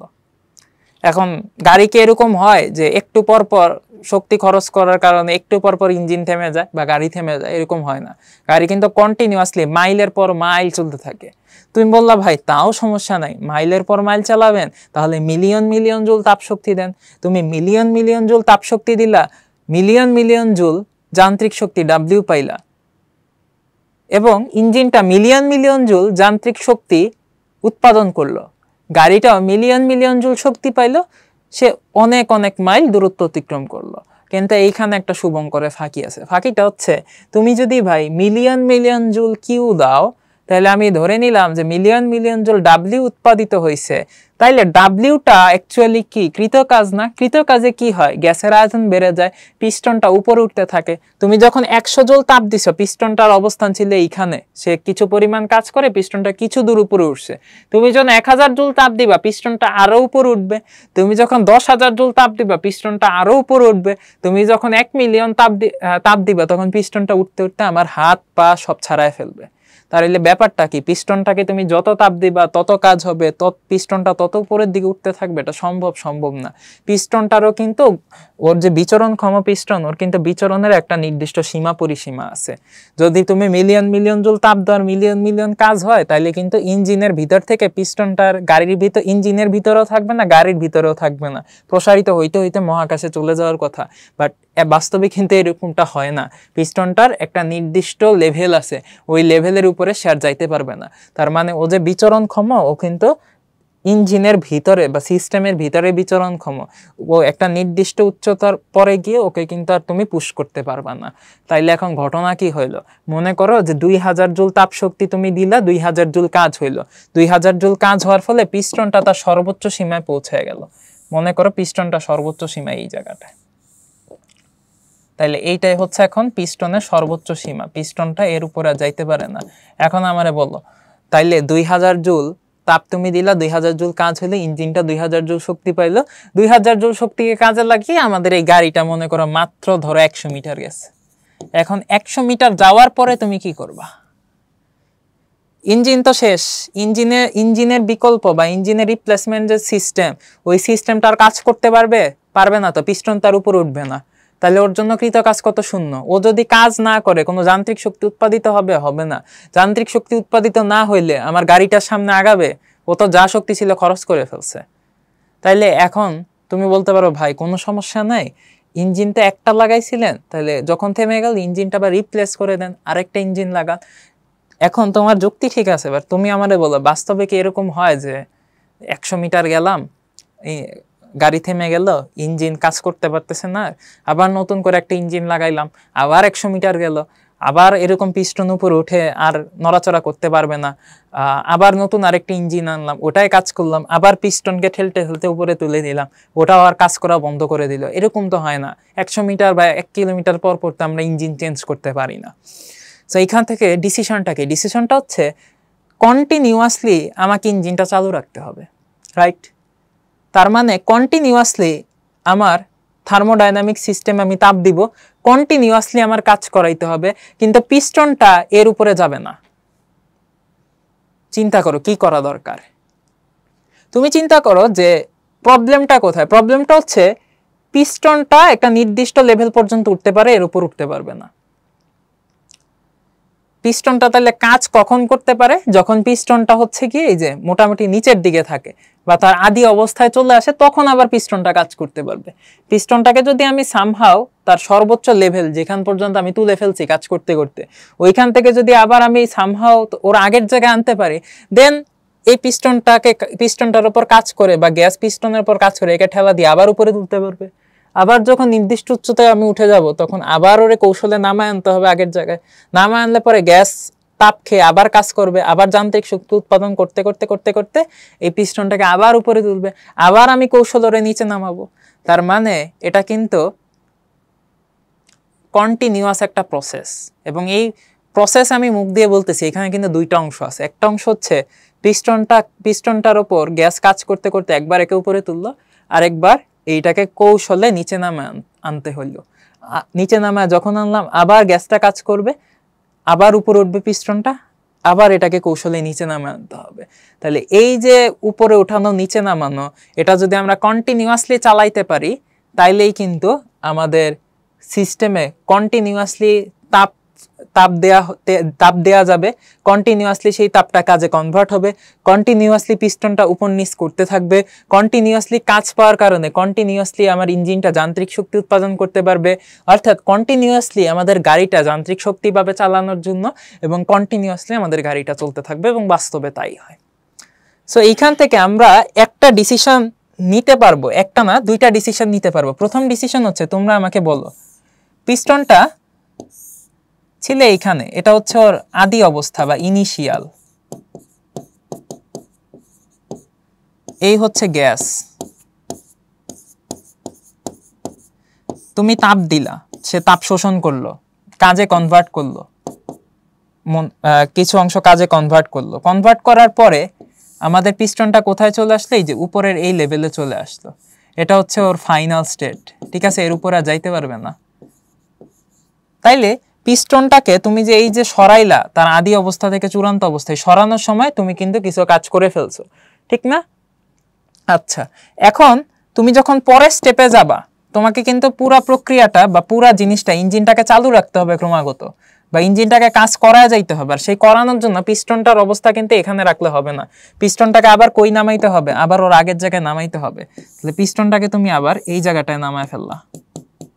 তাইলে দেখো তোমার পিস্টনটা তুমি উপরে অবস্থান করতেছিল, বাট ওকে কাজ করার সামর্থ্য দেওয়ার জন্য তুমি পিস্টনটাকে কি করলা, নিচে নামাইলা। একবার ও কিছু কাজ করে উপরে উঠছে, কিন্তু এবার তুমি ওকে পিস্টনটাকে জোর করে নিচে নামাই দিলা। তাহলে উপরে উঠানোর সময় তো কিন্তু তাপের শোষণ হয়েছে বা তাপ গ্রহণ হয়েছে বা কাজ হয়েছে, বাট নিচে নামার সময় কিন্তু তোমার কোনো কাজ টাজ হয় নাই। ওই সময় কিন্তু তোমার তাপের খরচ হয়ে গেছে, তাপ কিছু বর্জন হয়ে গেছে, তাই না? তার মানে তুমি যদি সারা জীবন উপরে উঠাইতে পারতো, সারা জীবন সে তাপ নিত, তাপটা কাজে কনভার্ট হয়ে যেত। বাট সারা জীবন উপরে তুলতে পারবা না, একটা লেভেল পর্যন্ত তোলার পরে আবার তারে নিচে পাঠিয়ে দিতে হবে। যখনই তুমি নিচে পাঠাইতে যাবা তখনই কিন্তু ওর ভিতরে তাপের বর্জন হবে। সো এইখানে আমরা বলতে পারতেছি যে ইঞ্জিনের ক্ষেত্রে তাপের বর্জনও হয়, তাপের কি হয়, গ্রহণও হয়। তাপের বর্জনও হয়, তাপের গ্রহণও হয়, তাপের গ্রহণ হয়। তাহলে ঘটনা কি ঘটে, তুমি কিছু পরিমাণ তাপ গ্রহণ করতেছো, আমরা ধরে নিলাম তুমি হচ্ছে কিউ পরিমাণ তাপ গ্রহণ করতেছো, সেই তাপের কিছু অংশ তুমি কাজে কনভার্ট করতেছো। আবার এই পুরা প্রসেসে বা এই পুরা সিস্টেমে তোমার কিন্তু ওই পিস্টনটাকে যখন নিচে নামাচ্ছ তখন কিছু তাপের বর্জনও ঘটতেছে। সো গৃহীত তাপটা দুই দিক দিয়ে ব্যয় হচ্ছে, একটা হচ্ছে কাজ করতেছে বা যান্ত্রিক শক্তি উৎপাদন করতেছে, আর একটা হচ্ছে তাপের কিছু অপব্যয় বা অপচয় হচ্ছে। সো আমাদের প্রথম যে ডিসিশনটা বলছিলাম যে সমষ্ণ প্রক্রিয়ায় তাপ দিব কাজ হয়ে যাবে, এটা আমাদের কিছুতেই খাটতেছে না। খাটতো যদি পিস্টনটা আমি মহাকাশ পর্যন্ত ঠেলতে পারতাম, ওটা পসিবল না। সো এই প্রসেসটা আমাদের খাটতেছে না। তাহলে আমরা এখানে কি খাটাচ্ছি, আমরা এখানে পিস্টনটাকে একবার উঠাচ্ছি, ওঠানোর সময় একটা বা দুইটা প্রসেস এখানে কাজ করতেছে। আবার পিস্টনটাকে যখন নিচে নামাচ্ছি তখনও কিন্তু একটা ভিন্ন ধরনের প্রসেস আমাদেরকে অ্যাপ্লাই করতে হচ্ছে। তাহলে এইখানে আপাত দৃষ্টিতে দেখে বোঝা যাচ্ছে যে এই পুরা প্রক্রিয়ায় কিন্তু বা এই পুরা সিস্টেমে এই তাপ থেকে যান্ত্রিক শক্তিতে কনভার্ট করার ব্যাপারে বা কনভার্ট করার যে মেকানিজম, এখানে more than one process involve, একাধিক প্রসেস এখানে কাজ করতেছে। সো আমরা এখান থেকে ডিসিশন যে দুটা নিতে পারছিলাম সেটা একটু সুন্দর মতো লিখে ফেলি। সেটা হচ্ছে, প্রথম ডিসিশন হচ্ছে আমাদের তাপকে 100% কাজে কনভার্ট সম্ভব না এবং এরকম কোনো মেকানিজমও নাই। 2 নাম্বার হচ্ছে আমাদের যে তাপ ইঞ্জিনে মোর দেন ওয়ান প্রসেস মানে একাধিক প্রক্রিয়া কাজ করে। তুমি যে শুরুতে বলছিলা যে ভাইয়া খালি সমষ্ণ প্রক্রিয়া লাগাই দেন তাইলেই কাজ হয়ে যাবে 100%, কিন্তু এখানে আসলে একাধিক প্রক্রিয়া কাজ করে। একটা প্রক্রিয়া হয়তো আমি পিস্টনটাকে উপরে তুলতেছি, আরেকটা প্রক্রিয়া হয়তো আমি পিস্টনটাকে নিচে নামাচ্ছি, ঠিক আছে? তাহলে আমাদের সাদিকার্ণ কিন্তু এই কথাটাই বলছে যে কোনো নির্দিষ্ট পরিমাণ তাপ শক্তি সম্পূর্ণ বা পুরোপুরি মানে হচ্ছে 100% যান্ত্রিক শক্তিতে রূপান্তর করার মতো যন্ত্র সম্ভব না। আমরা এখানে চেষ্টা করছিলাম সমষ্ণ প্রক্রিয়া অ্যাপ্লাই করে যে এরকম কোনো মেকানিজম বানানো যায় নাকি, ব্যর্থ হয়ে ডিসিশন নিয়েছি, ঠিক আছে? এখন আসো কার্নোর কথার উপর হালকা করে প্রলেপ লাগায় দিচ্ছে হচ্ছে প্ল্যাঙ্ক কি বলছে, এমন একটা ইঞ্জিনের পরিকল্পনা কখনোই সম্ভব নয় যার পূর্ণ আবর্তন, কথাটা একটু পরেই বুঝতে পারবে, একটু ওয়েট করো, যার পূর্ণ আবর্তনে কেবল একটি তাপী উৎস থেকে তাপ সংগ্রহিত হবে এবং অন্যত্র কোনো পরিবর্তন ব্যতীত সংগৃহীত তাপের সবটুকুই কাজে রূপান্তর করা যাবে। অনেক পেঁচানো ঘোচানো কথা, এটা সহজ কথা একটাই, এমন কোনো যন্ত্র বের হয় না যেটা তাপকে 100% কাজে লাগিয়ে যান্ত্রিক শক্তিতে কনভার্ট করা যাবে। আর এই যে এখানে উনি বলছে পূর্ণ আবর্তন কথাটা, এই কথাটা অ্যাকচুয়ালি এখন আস্তে আস্তে তোমরা বুঝতে পারবে। সেটা হচ্ছে আমরা বলছিলাম যে ইঞ্জিনের মেকানিজমটা এমন, সেখানে হচ্ছে একাধিক প্রক্রিয়া কাজ করে। তো আমরা দেখি যে ওই পিস্টনটার মেকানিজম, আমাদের হিট ইঞ্জিনের যে মেকানিজম, সেখানে অ্যাকচুয়ালি কি হয় একটু দেখো। প্রথমে তুমি একটু চিন্তা করে দেখো যে এই হচ্ছে কি আমাদের সিস্টেম, এই হচ্ছে কি আমাদের পিস্টন, এই হচ্ছে আমাদের পিস্টন। গ্যাস আছে। এই যে তাপগতীয় সিস্টেম, এটাই আসলে হিট ইঞ্জিন।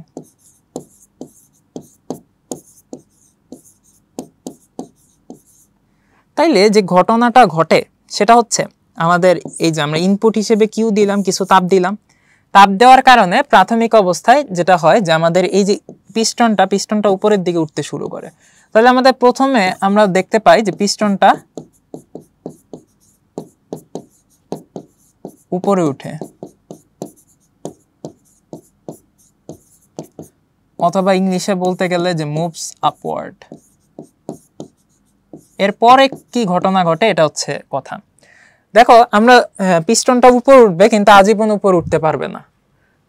আমি মনে করো কন্টিনিউয়াসলি কিউ দিচ্ছি, কন্টিনিউয়াসলি কাজ হচ্ছে, একটা পর্যায়ে পিস্টনটা সর্বোচ্চ এত দূর উঠতে পারে।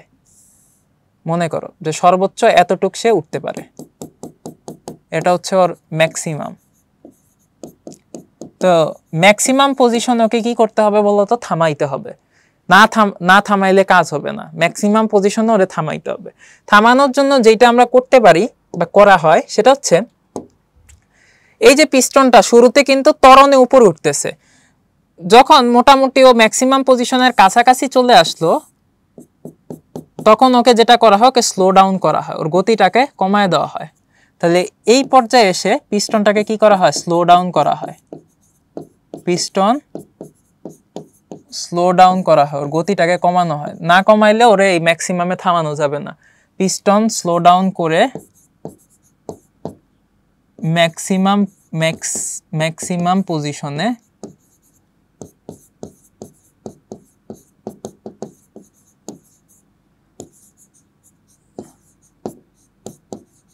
থামানো হয়। ঠিক আছে, তাইলে দেখো এখানে কিন্তু আমি দুইটা প্রসেস ইনভলভ। একটা হচ্ছে পিস্টনটাকে উপরের দিকে গতিশীল করছি, প্রসেস 1 বা স্টেপ 1। পরবর্তী স্টেপটা কি ছিল? পিস্টনটা যখন ম্যাক্সিমামের কাছাকাছি পৌঁছায় গেছে তখন ওকে আবার স্লো ডাউন করছি, ওর গতি কমায় দিয়ে ওকে কি করছি? ম্যাক্সিমাম পজিশনে থামায় ফেলছি। এখন আসো, ম্যাক্সিমামে ওরা আজীবন রাখলে হবে না, কিন্তু কন্টিনিউয়াসলি তাপ দিচ্ছি। কন্টিনিউয়াসলি তাপ দিলে পরের ঘটনা যে করেই হোক, যেভাবেই হোক, পিস্টনটাকে আবার আগের জায়গায় আনতে হবে। তাহলে পিস্টনটা এখন আছে কোথায়? ম্যাক্সিমামে। এই জায়গায় আছে পিস্টনটা, ম্যাক্সিমাম পজিশন। এটারে আমার আগের জায়গায় আনতে হবে। আগের জায়গাটা ছিল এইখানে। এখন বলো আগের জায়গায় আনলে কি করতে হবে? এই পিস্টনটাকে নিচে পাঠাইতে হবে, ম্যাক্সিমাম থেকে এটাকে নিচের দিকে গতিশীল করতে হবে। তাহলে এইখানে আমার প্রসেসটা হচ্ছে যে পিস্টন নিচে নামবে। ঠিক আছে, ইংলিশে বললে মুভস ডাউনওয়ার্ড।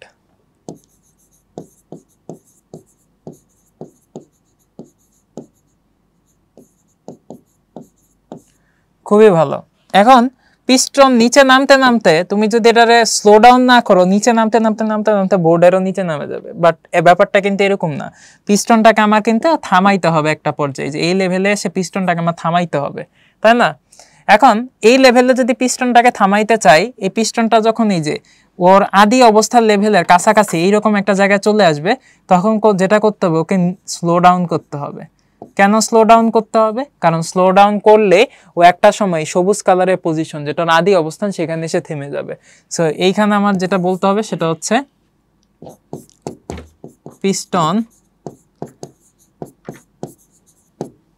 পিস্টনকে স্লো ডাউন করে বা পিস্টনটার গতিটাকে কমায় দিয়ে আবার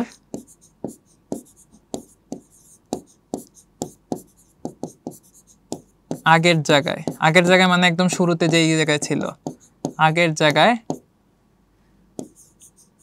থামানো হয়। তাইলে এইখানেও দেখো দুইটা স্টেপ। একটা হচ্ছে নিচের দিকে গতিশীল করলাম, আবার আস্তে যখন নিচের দিকে আগের জায়গার কাছাকাছি চলে আসলো তখন ওকে স্লো ডাউন করে আগের জায়গায় থামায় দিলাম। তাহলে ব্যাপারটা কি বুঝতে পারতেছো অ্যাকচুয়ালি কি হইতেছে? আমাদের ইঞ্জিনটার যে পিস্টন বা যে তাপগতি অবস্থা, সেটা শুরুতে যেই জায়গায় ছিল, 4টা স্টেপ শেষে সে কিন্তু আবার আগের জায়গায় চলে আসছে। এবং কন্টিনিউয়াসলি আমি যেহেতু এই সিস্টেমের ভিতরে তাপ দিচ্ছি তো দিচ্ছি কন্টিনিউয়াসলি পিস্টনের উঠানামা চলতেই থাকবে। তাপ দিব, কাজ হবে, উপরে উঠবে, আবার কিছু মেকানিজম ঘটায় নিচে নামাবো, তাপ দিব, কাজ হবে, উপরে উঠবে, মেকানিজম ঘটায় নিচে নামবে, তাপ দিব, কাজ হবে, উপরে উঠবে, স্লো ডাউন করবে, থামবে, নিচে নামবে, স্লো ডাউন করবে, থামবে। এই প্রক্রিয়াটা কন্টিনিউয়াসলি চলতে থাকবে, ক্রমাগত চলতে থাকবে। এবং ক্রমাগত চলার পথে তুমি যদি একটু খেয়াল করো, পিস্টনটা শুরুতে যেই জায়গায় ছিল কিছু স্টেপ শেষে আবার কিন্তু একই জায়গায় চলে আসতেছে। সো আমরা বলতে পারতেছি এইখানে যে পিস্টনটা বা তাপগতীয় অবস্থাটা তার শুরুতে যে অবস্থা নিয়ে যাত্রা শুরু করতেছিল, 3-4টা প্রসেস বা কিছু প্রক্রিয়া শেষে আবার আগের জায়গায় ফিরে আসতেছে। আরও যদি তোমাদের ক্লু দিই, তাপগতীয় সিস্টেমের ইনিশিয়াল স্টেট কয়েকটা থার্মোডাইনামিক প্রসেস অতিক্রম করার পর যে ফাইনাল স্টেটে যাচ্ছে সেটা অ্যাকচুয়ালি ইনিশিয়াল স্টেটের সমান। বা শুরুতে যেই স্টেটে ছিল কিছু প্রসেস বা কিছু থার্মোডাইনামিক প্রক্রিয়া বা তাপগতীয় প্রক্রিয়া সম্পাদন করার পর সে তার আগের অবস্থাতেই, আগের তাপগতীয় অবস্থাতেই ফিরে আসতেছে। কিছু কি বুঝতে পারতেছো এই যে ইঞ্জিনটা এটা কোন ধরনের মেকানিজম অনুসরণ করতেছে? একটা কথা তোমাদেরকে লেকচার 2 পড়ানোর সময় বলছিলাম, সেটা হচ্ছে তাপগতীয় চক্র পড়ানোর সময় বলছিলাম যে আমরা যে বিভিন্ন ধরনের তাপী ইঞ্জিন দেখবো সেগুলো এই তাপগতীয় চক্রের মাধ্যমে সম্পাদিত হবে।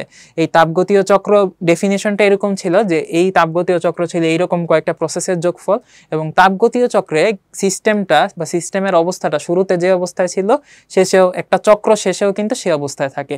ঠিক সেম জিনিসটা আমরা এখানে দেখতে পাচ্ছি। সো এখানে আমরা বলতে পারি যে আমাদের যে তাপী ইঞ্জিন সেটা অ্যাকচুয়ালি কোন প্রক্রিয়াতে চলে আমরা একদম ডিফাইন করে দিতে পারি। আমাদের যে তাপী ইঞ্জিন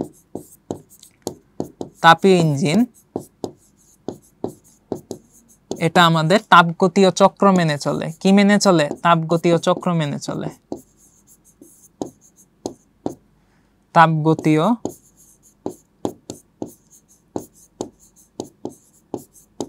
চক্র মেনে চলে। তাপগতীয় চক্র মানে কি? এই তাপগতীয় চক্র হচ্ছে অনেকগুলো তাপগতীয় প্রক্রিয়ার যোগফল। অনেকগুলো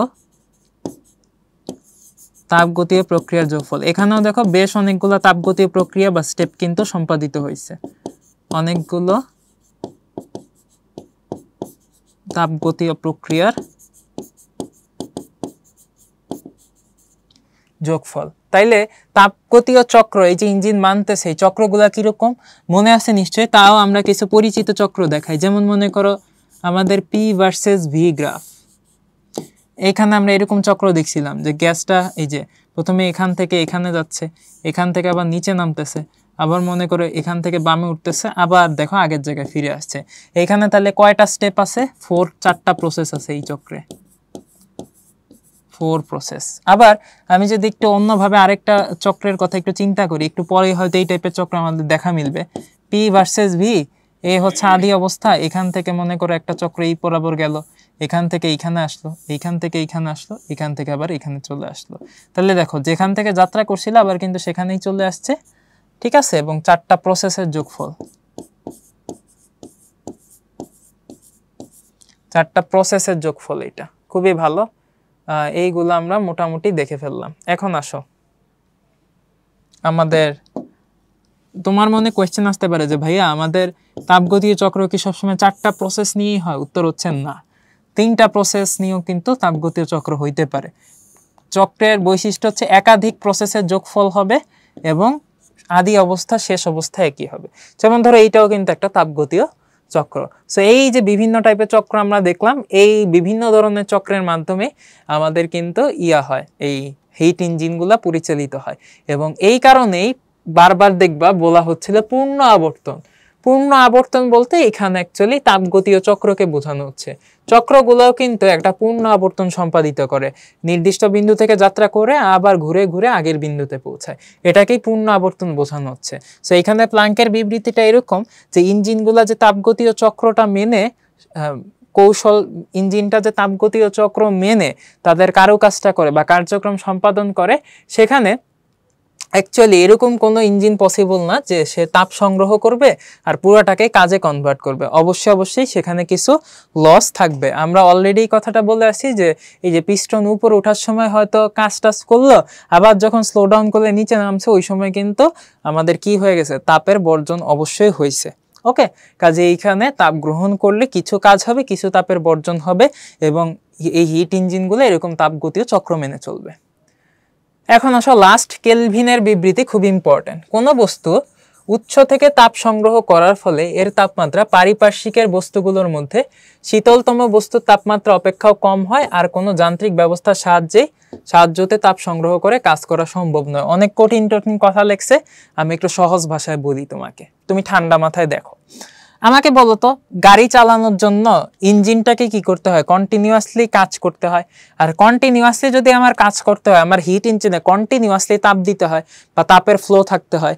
আমরা ধরে নিলাম যে আমাদের এই মনে করো সেই হিট ইঞ্জিনের জন্য ডিজাইন করা তাপগতীয় সিস্টেম, এই হচ্ছে পিস্টন, এই মনে করো এর ভিতরে কিছু গ্যাস। আমরা কন্টিনিউয়াসলি কি করতেছি, এই সিস্টেমের ভিতরে তাপ দিতেছি বা তাপ প্রবাহ দিতেছি।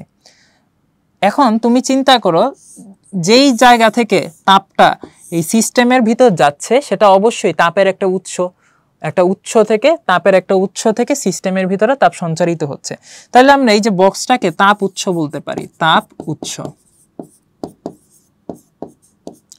এখন তুমি আমারে বলো, তুমি একটা তাপ উৎস নিলা, সিস্টেম নিলা, তাপ উৎস থেকে মন চাইলো তাপ প্রবাহ চালায় দিলা, সম্ভব না। কিন্তু ব্যাপারটা অনেকটা এইরকম, যদি এরকম হয় যে তাপ উৎসের তাপমাত্রা কম, আর হচ্ছে আমাদের ব্যাপারটা এইরকম চিন্তা করো যে তুমি ক্রমাগত তাপ উৎস থেকে তাপ সঞ্চারিত করতেছো, সিস্টেমের ভিতরে তাপ উৎস থেকে তাপ সঞ্চারিত করতেছো, তাহলে তাপ উৎস তাপ দিতে দিতে দিতে দিতে একসময় কি হবে, তাপ উৎসের তাপমাত্রা কমে যাবে। আর সিস্টেম তাপ নিতে নিতে নিতে নিতে একসময় কি হবে, সিস্টেমের তাপমাত্রা অনেক বেড়ে যাবে।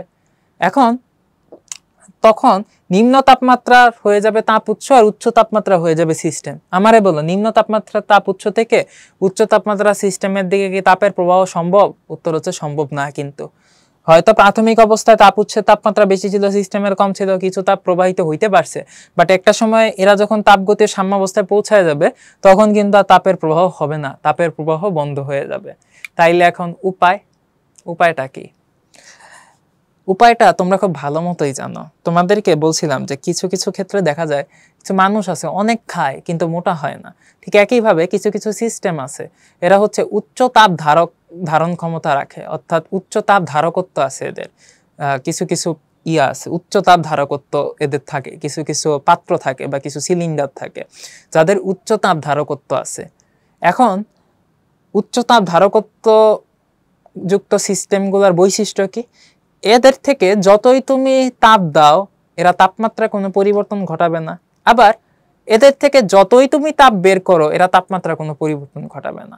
মানে এরা হচ্ছে এইরকম যে তাপ তুমি যতই দাও বা যতই তুমি তাপের প্রবাহ এদের ভিতরে বাইরে ঘটাও, ভিতর থেকে নাও বা বাহির থেকে ভিতরে দাও, এরা ভাই তাপমাত্রা ফিক্স করে বসে থাকে। এখন তাপমাত্রা ফিক্স করে বসে থাকলে সুবিধাটা কি? তুমি চিন্তা করো যে তুমি একটা উচ্চ তাপ ধারকত্ব যুক্ত বা অসীম তাপ ধারকত্ব যুক্ত তাপ উৎস নিলা। যদি তাই নাও এই তাপ উৎসটা ক্রমাগত সিস্টেমে কন্টিনিউয়াসলি তাপ দিতে পারবে, কিন্তু এই তাপ উৎসের তাপমাত্রা কি কোনো চেঞ্জ হবে? চেঞ্জ হবে না। তাহলে তাপ উৎসের তাপমাত্রা যদি চেঞ্জ না হয়, তাপ উৎসের তাপমাত্রা যদি ফিক্স থাকে, তাহলে একটা সময় এসে তাপ প্রবাহ বন্ধ হওয়ার কোনো ভয় নাই, কারণ টেম্পারেচারে চেঞ্জ হচ্ছে না। মনে করো শুরুতে আমি ছিলাম 30 আর ও ছিল হচ্ছে গিয়ে 20, আমি মনে করো তাপ উৎস আর ও হচ্ছে তাপ ইঞ্জিন, ঠিক আছে আমার বন্ধু। তাহলে আমার থেকে ক্রমাগত তাপ বের হচ্ছে, ওর দিকে যাচ্ছে, কিন্তু আমার টেম্পারেচার চেঞ্জ হচ্ছে না। এখন আমার টেম্পারেচার যদি চেঞ্জ না হয় আর ওরও টেম্পারেচার চেঞ্জ না হয়, বাট তাপের প্রবাহ যদি চলতে থাকে তাহলে তো এটা আজীবনই চলতে থাকবে।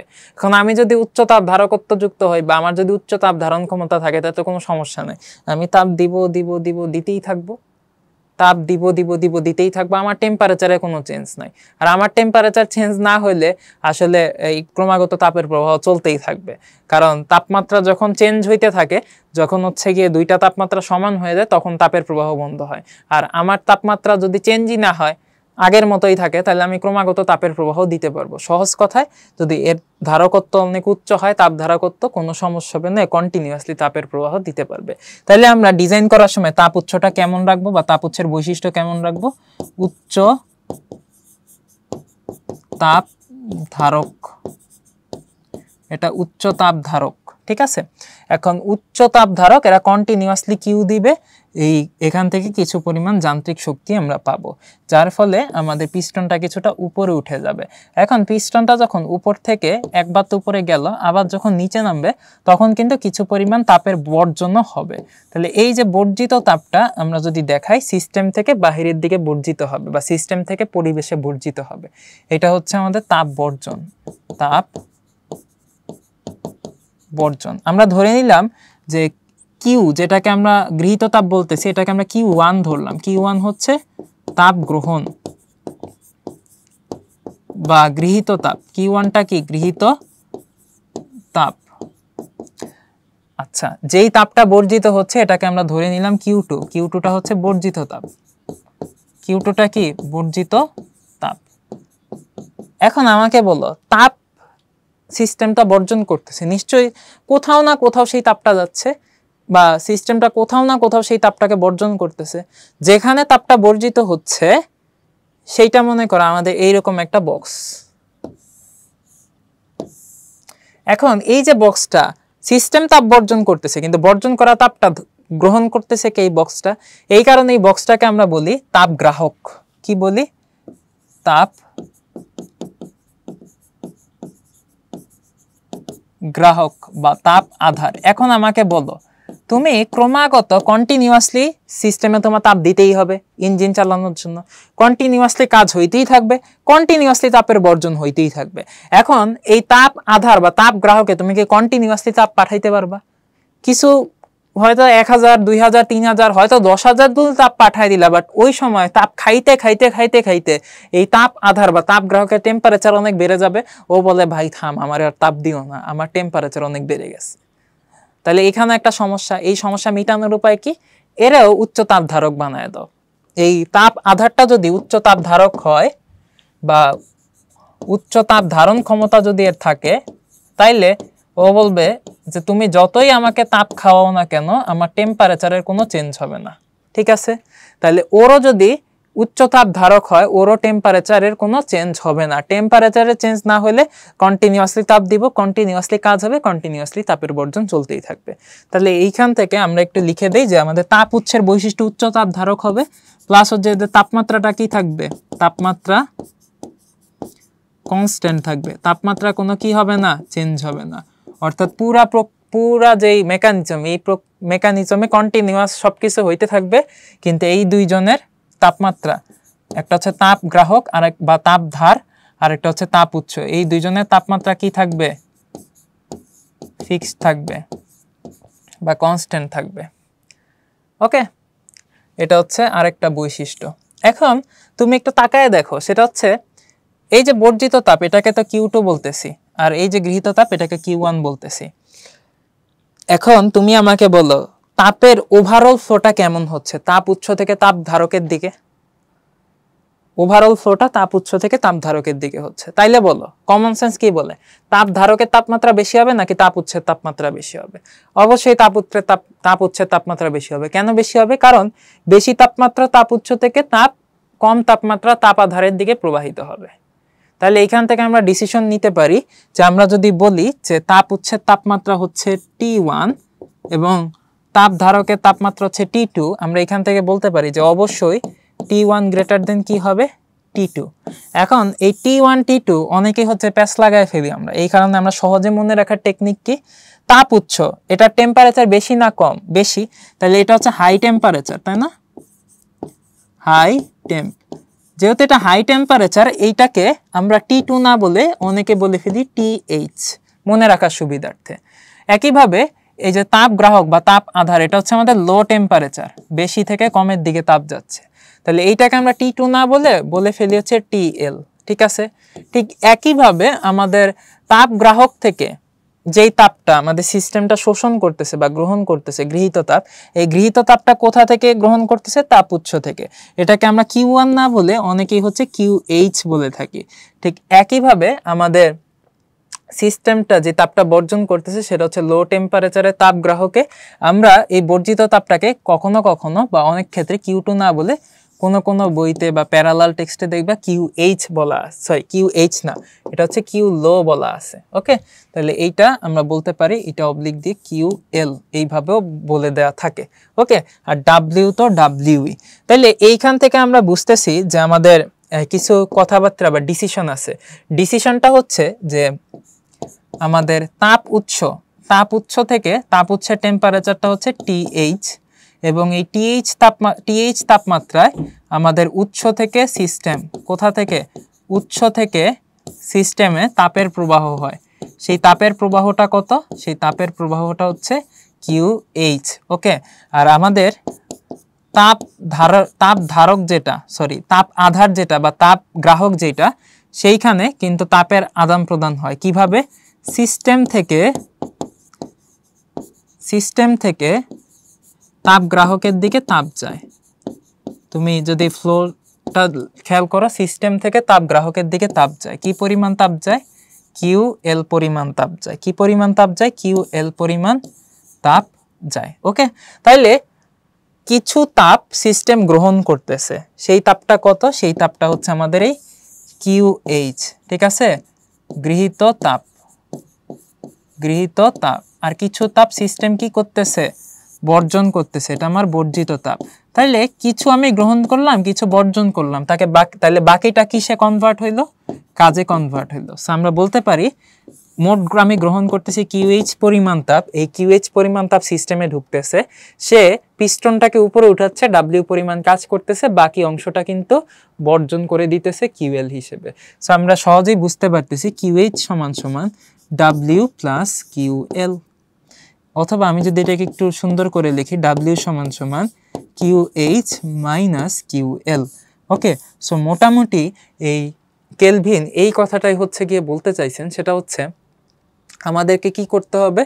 শীতলতম বস্তুর তাপমাত্রা অপেক্ষাও দেখো, কোনো বস্তু তাপ উৎস থেকে তাপ সংগ্রহ করলো, এর ফলে যখন এর তাপমাত্রা পারিপার্শ্বিকের বস্তুগুলোর মধ্যে শীতলতম বস্তুর তাপমাত্রা অপেক্ষাও কম হয়, তখন তার আর কোনো যান্ত্রিক ব্যবস্থার মাধ্যমেই তাপ সংগ্রহ করে কাজ করা সম্ভব হয় না। সুন্দর কথা। দেখো, যদি এরকম হইতো যে তাপ উৎস থেকে আমি তাপ পাঠাচ্ছি সিস্টেমের ভিতরে, এবং তাপ পাঠানোর কারণে তাপ উৎসের টেম্পারেচারটা অনেক কমতে কমতে শীতল হয়ে গেছে, আশেপাশের সবগুলা বস্তুর চাইতে এটা বেশি শীতল হয়ে গেছে, তখনই কি তাপ উৎস থেকে তাপ পাঠানো সম্ভব হইতো না।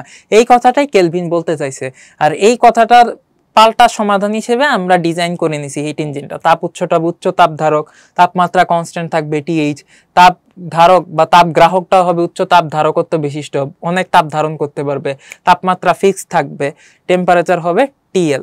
ওকে, এখানে উচ্চ না বলে অসীমও বলতে পারো, যতই তুমি তাপ দাও কোনো চেঞ্জ হবে না, যতই তাপ নাও টেম্পারেচার চেঞ্জ হবে না, অসীম তাপ ধারকত্ব বিশিষ্ট। সো এই যে 4 জনের যে বিবৃতি থেকে আমরা যত ধরনের বকবক করলাম, এগুলাই এখন আমরা তাপীয় ইঞ্জিন এই কনসেপ্টের ভিতর দেখতে পাবো। সো কনসেপ্টের শুরুতেই দেখো ডেফিনেশনটা বলে দেওয়া আছে, এটা প্রায়শই হচ্ছে গিয়ে পরীক্ষা জানতে চায় তাপীয় ইঞ্জিনের ডেফিনেশন। সো এখানে কথা অ্যাকচুয়ালি ক্লিয়ার যে হিটটাকে আমরা কিসে কনভার্ট করতেছি? মেকানিক্যাল এনার্জিতে কনভার্ট করতেছি। আর এই মেকা এনার্জিতে কনভার্ট করার জন্যই আমাদের যে প্রসেসটা লাগে বা যে মেকানিজমটা লাগে সেটাই হচ্ছে কি আমাদের ইঞ্জিন। ওকে, কাজে এটাই হচ্ছে আমাদের হিট ইঞ্জিনের বৈশিষ্ট্য। এখানে দুটো ছবি দেখতে পাচ্ছ, কি বলছে? ছবিটা দেখো যে তুমি যান্ত্রিক শক্তি প্রয়োগ করে চাকাটাকে ঘোরাচ্ছ, পানির ভিতরে একটা আলোড়ন তৈরি করতেছে এবং পানিটাকে কিছু পরিমাণ তাপমাত্রা বৃদ্ধি করতেছে। সো এইখানে আমাদের মেকানিক্যাল এনার্জিটা তাপে কনভার্ট হচ্ছে। বাট তুমি যদি উল্টাটা হচ্ছে, মনে করো পানির ভিতরে তুমি হচ্ছে এই বুনসেন দীপশিখা দিয়ে পানিটাকে মনে করো গরম করতেছো। ধরো এখানে একটা সোর্স রাখছো, এখানে তুমি পানিটাকে গরম করতেছো। এখন তুমি আমাকে বলো, অবশ্যই পানিটার ভিতরে কি সঞ্চারিত হবে? তাপ সঞ্চারিত হবে। এখন পানিটার ভিতরে যদি তাপ সঞ্চারিত হয়, ওই তাপের কারণে এই কি বলে, এই যে পাখাটা, এই পাখাটা কি কখনো ঘুরতে পারবে? পারবে না কিন্তু। তাইলে কিন্তু আমি এই তাপটাকে স্বতঃস্ফূর্তভাবে কাজে কনভার্ট করতে পারতেছি না, কিন্তু আমার কাজটাকে স্বতঃস্ফূর্তভাবে আমি তাপে কনভার্ট করতে পারতেছি। ওই ঘুরে ফিরে কথা একটাই, হিট ইজিলি মেকানিক্যাল এনার্জিতে কনভার্ট হয় না। ওটা করার জন্য আমাদের একটা মেকানিজম লাগে, সেই মেকানিজমটাই হচ্ছে হিট ইঞ্জিন। আর এই হিট ইঞ্জিনটা কিভাবে ডিজাইন করা হয় এতক্ষণ আমরা পড়ে আসছি। হিট ইঞ্জিনে কি কি থাকে? আমাদের তাপ উৎস থাকে। তাপ উৎসটা কেমন হয় দেখছি। হিট ইঞ্জিনে কি থাকে? একটা ইঞ্জিন থাকে। ইঞ্জিনটা কি? একটা তাপগতীয় সিস্টেম। তাপগতীয় সিস্টেমের ভিতর কি থাকে? আদর্শ গ্যাস থাকে। আদর্শ গ্যাসগুলোকে আমরা বলি কার্যনির্বাহক বস্তু। কেন বলি? কারণ এই যে আদর্শ গ্যাস, এগুলা গিয়ে পিস্টনকে ধাক্কা মারে, এগুলাই পিস্টনটার উপরে উঠায়, এগুলাই কিন্তু কাজ সম্পাদন করে। কাজে আদর্শ যে গ্যাসগুলা সিস্টেমে আছে এরাই কাজ সম্পাদন করে, কাজে এরাই কার্যনির্বাহক বস্তু। ঠিক আছে?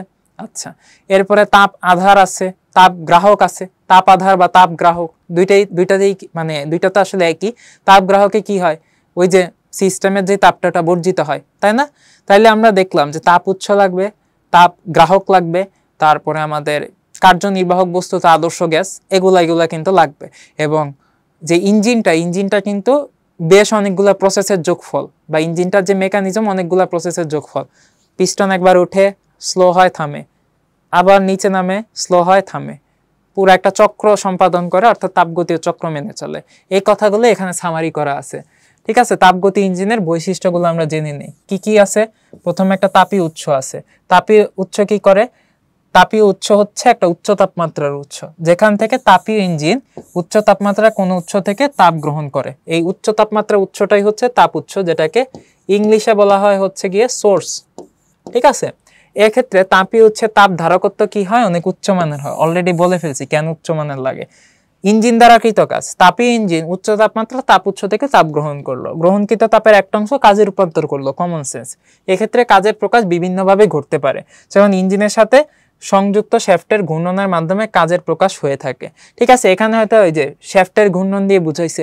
আমরা যখন তাপগতীয় সিস্টেম নিয়ে চিন্তা করি তখন পিস্টনটা উপরে উঠে যায়, পিস্টনের প্রসারণ দিয়ে বা সিস্টেমের প্রসারণ বা গ্যাসের প্রসারণ দিয়ে কাজটাকে মাপি। ওকে, এরপরে তাপীয় আধার। তাপীয় আধার মানে কি? তাপ আধার, যেটাকে আমি তাপ আধার লিখছিলাম বা হচ্ছে তাপ গ্রাহক লিখছিলাম, এটাকে আমরা হচ্ছে তাপ গ্রাহক বলতে পারি। তাপ গ্রাহক। তাহলে তাপীয় ইঞ্জিন উৎস থেকে তাপটা গ্রহণ করে, সেটাকে কাজে কনভার্ট করে, বুঝছি। কাজে কনভার্ট করার পর কি হয়? নিম্ন তাপমাত্রার যে তাপীয় আধার আছে সেটা তাপ বর্জন করে, কমন সেন্স। তাপ উৎস ছিল উচ্চ তাপমাত্রা, সেখান থেকে ফ্লো হয় নিম্ন তাপমাত্রা কিসে? তাপ গ্রাহকে বা তাপীয় আধারে। এবং তাপীয় উৎসের মতো এটাকেও কি হওয়া লাগে? তাপ ধারকত্ব উচ্চমানের হওয়া লাগে। শেষ। চাক্রিক প্রক্রিয়া। প্রতিটা তাপীয় ইঞ্জিনে চাক্রিক প্রক্রিয়া, এই কথাটা ঠিক না, আমি বলবো এটা তাপগতীয় চক্র। দেখো, তাপগতীয় চক্র, যে কোনো তাপীয় ইঞ্জিন একটা তাপগতীয় চক্র মেনে চলে। তাপগতীয় চক্রটা কি? দেখো, তাপগতীয় চক্র অ্যাকচুয়ালি অনেকগুলা তাপগতীয় প্রক্রিয়ার যোগফল। ওকে, এখানে দেখো কি বলছে, এখানে চক্র বলতে বোঝানো হচ্ছে ইঞ্জিন যে কার্যকরী পদার্থ, কার্যকরী পদার্থ মানে হচ্ছে আমাদের যে আদর্শ গ্যাস, যে কার্যকরী পদার্থের দ্বারা তাপগতীয় প্রক্রিয়া সম্পন্ন করে, মানে আমাদের আদর্শ গ্যাসটা কিন্তু বিভিন্ন তাপগতীয় প্রক্রিয়া সম্পন্ন করে। ঠিক আছে? তা প্রক্রিয়া শুরুতে যে চাপ আয়তন তাপমাত্রা থাকে, প্রক্রিয়া শেষে আদি তাপগতীয় অবস্থায় ফিরে যায়। সহজ ভাষায় বলি, আমাদের ইঞ্জিনগুলো একটা তাপগতীয় চক্র মেনে চলে। চক্র অ্যাকচুয়ালি তো ইঞ্জিন মানে না, ইঞ্জিনটাকে আমরা ডিজাইন করছি একটা তাপগতীয় সিস্টেম দিয়ে। আর সিস্টেমের ভিতরে মেইনলি কে আছে? আদর্শ গ্যাস। আদর্শ গ্যাসটা কি? একটা কার্যনির্বাহক বস্তু। বেসিক্যালি কার্যনির্বাহক বস্তু বা আদর্শ গ্যাস বা সিস্টেমটাই তাপগতীয় চক্রটা মেনে চলে, অনেকগুলো তাপগতীয় প্রক্রিয়া সম্পাদন করে একটা চক্র মেনটেন করে। চক্রের বৈশিষ্ট্য কি? এটার ইনিশিয়াল যে স্টেট বা ইনিশিয়াল অবস্থার বা শুরুতে চাপ আয়তন তাপমাত্রা, আর এটা শেষে যে তাপগতীয় অবস্থা বা চাপ আয়তন তাপমাত্রা, এই দুইটা সমান থাকে। যেটাকে আমি অনেক আগেই বলে আসছি তোমাদের লেকচার 2-তে, যে ইনিশিয়াল স্টেট আর ফাইনাল স্টেট, এই দুইটা কি থাকে বলতো ভাইয়া? সমান থাকে। ইনিশিয়াল স্টেট আর ফাইনাল স্টেটটা কি থাকে বলতো? সমান থাকে, একই থাকে। ওকে, সেটটুকু আমরা বুঝে ফেলছি। এখন আমরা তাপীয় ইঞ্জিন সম্পর্কে কিছু সতর্কতা দেখে আসি।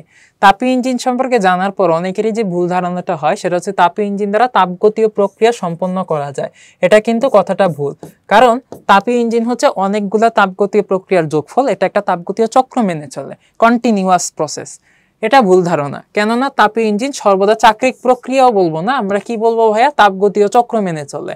আমরা ইতিমধ্যে যে সকল তাপগতীয় প্রক্রিয়া সম্পর্কে জেনেছি, সমচাপ, সমষ্ণ ইত্যাদি প্রক্রিয়া, তারা কিন্তু চাক্রিক না। কথা বলছে এখানে আর কি ওইভাবে দেওয়া আছে প্যারালাল টেক্সটের ভাষা অনুযায়ী।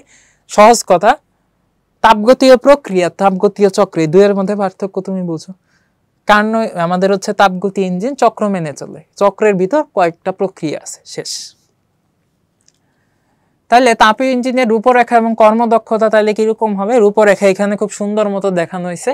দেখো, উচ্চ তাপমাত্রা উৎস, যেটাকে আমরা বলি হচ্ছে সোর্স, আর এই উচ্চ তাপমাত্রাটা কত আমরা ধরে নিয়েছিলাম হচ্ছে TH, অথবা কোনো কোনো জায়গায় এটাকে T1ও বলে।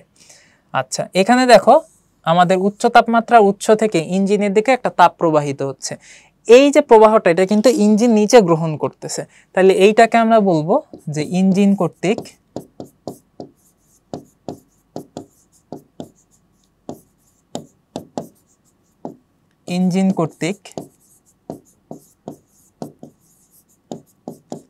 গৃহীত তাপ, যেটাকে আমরা কিউ কি বলতে পারি, এইচ বলতে পারি, QH।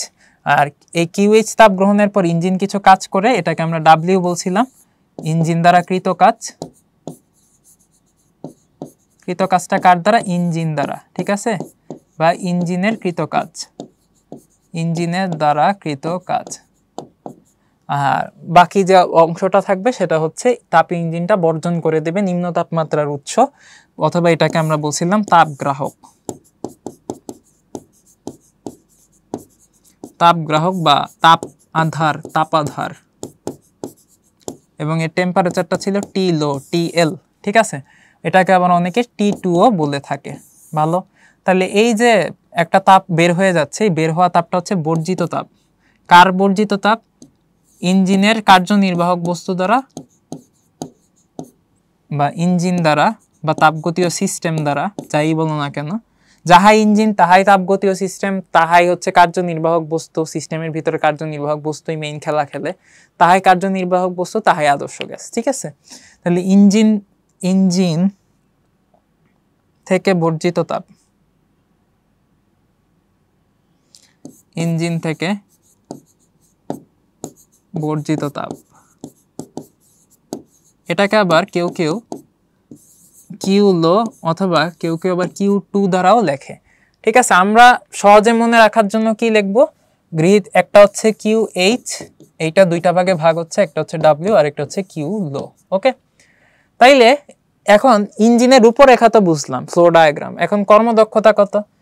কর্মদক্ষতাকে আমরা ইটা দ্বারা লিখি, এটা হচ্ছে আমাদের কর্মদক্ষতা।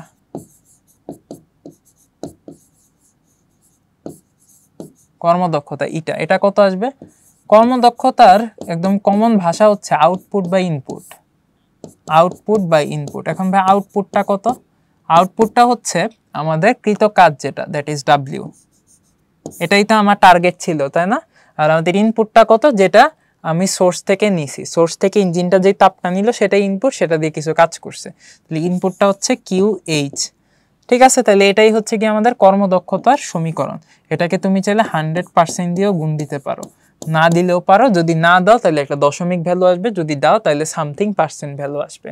তাহলে এটাকে যদি আমি ফার্দার মডিফাই করি, ডাব্লিউটাকে কি লেখা যায় বলো তো? ডাব্লিউটাকে কি লেখা যায় না? গৃহীত তাপ QH মাইনাস বর্জিত তাপ QL লিখাই যায়, ঠিক আছে। তাই যদি লিখা যায় আমরা বলতে পারি QH minus QL divided by QH into 100%। আর একটু যদি মডিফাই করি, QH ভাগ হয়ে 1 minus QL divided by QH into 100%। So এটাই হয়ে গেল আমাদের কর্মদক্ষতার সমীকরণ। এবং এই সমীকরণটা কার জন্য প্রযোজ্য? যে কোনো তাপীয় ইঞ্জিনের জন্য প্রযোজ্য, যে কোনো তাপীয় ইঞ্জিনে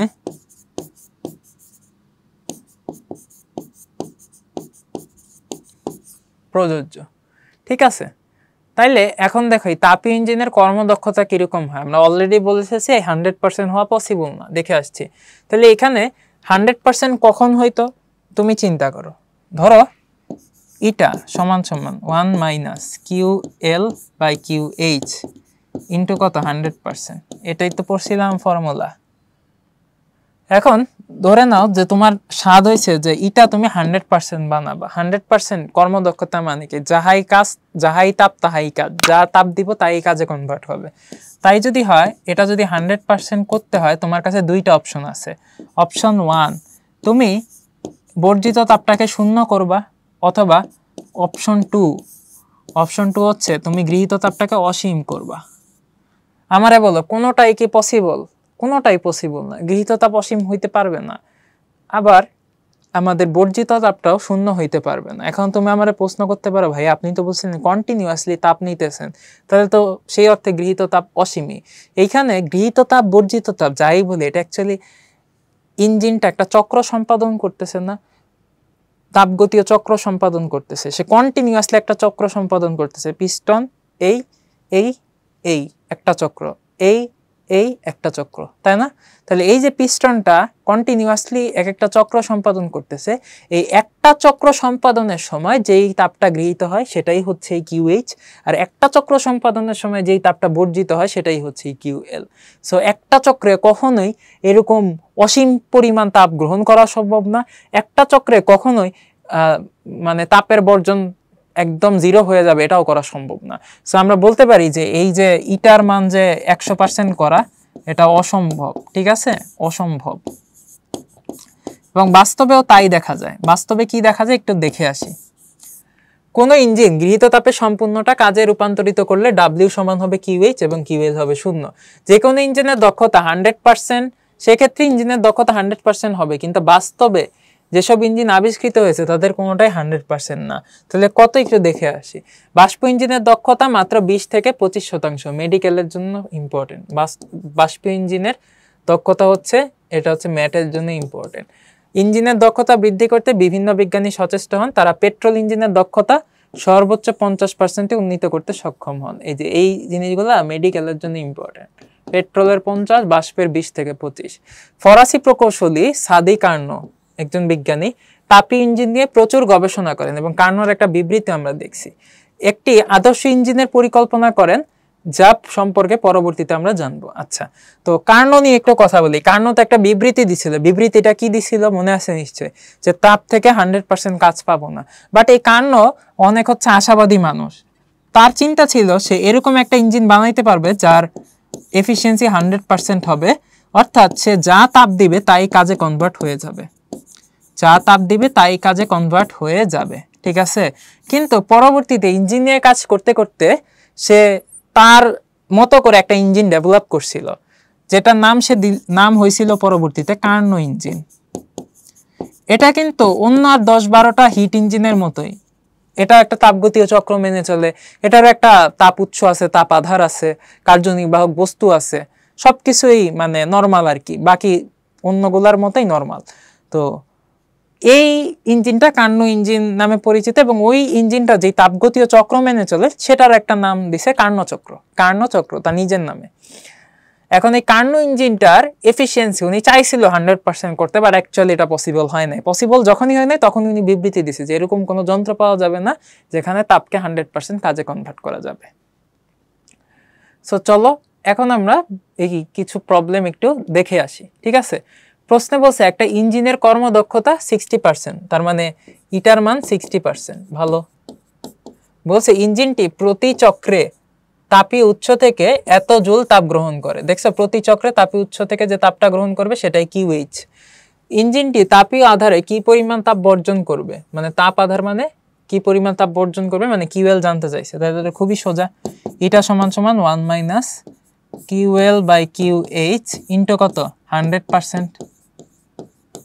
তাইলে দেখো এটা কত 60%, 1 - QL কত জানি না, QH কত 1200 ইন্টু 100%। তাহলে তুমি যদি বোথ সাইড থেকে 100% এগুলোকে বাদ দাও, দেখবা চলে আসবে 0.6 সমান সমান 1 - Q/1200। ঠিক আছে, তাহলে এইখান থেকে Q এর মানটা তুমি ক্যালকুলেট করতে পারবা। মোস্ট প্রবাবলি আসবে হচ্ছে 1200 ইন্টু 0.4 জুল। ক্যালকুলেশন করলে দেখবে এটা চলে আসবে 480 জুল। ওকে, কেউ যদি চায় এটা অন্যভাবেও করতে পারো, জাস্ট ইটার মানের কথা বলতেছি। তুমি যদি ইটার ফর্মুলাটা এটা বসাও পার্সেন্টেজে না গিয়ে, QL/QH তাহলে সেই ক্ষেত্রে তোমার ডাটাগুলা কিভাবে বসাবা, তখন কিন্তু এটার মান তুমি যদি হচ্ছে গিয়ে 60 বসাও বা পার্সেন্ট বসাও তাহলে কিন্তু সেটা হবে না। সেক্ষেত্রে তোমাকে এটার মানটা বসাইতে হবে কিসে জানো, দশমিকে। আমার কাছে মনে হয় এটাই সেফ প্রসেস, যে ইটার ফর্মুলাটা আমি এটা বসাবো দশমিকে, তখন তোমাকে এটাকে 0.6 বসাইতে হবে, কারণ 60% মানে হচ্ছে 60 ইন্টু 1/100 বা 60/100, দ্যাট ইজ 0.6। সো 0.6 বসাইলাম 1 মাইনাস কিউএল, আর কিউএইচ এর মান তো হচ্ছে গিয়ে 1200। সো এইখান থেকেও কিন্তু তুমি দ্রুত গতিতে ক্যালকুলেশন করে পার পেয়ে যাবা বা আনসার বের করতে পারবা। ওকে, আমরা একটু ক্যালকুলেটরে চেক করি আনসারটা ঠিক আছে নাকি।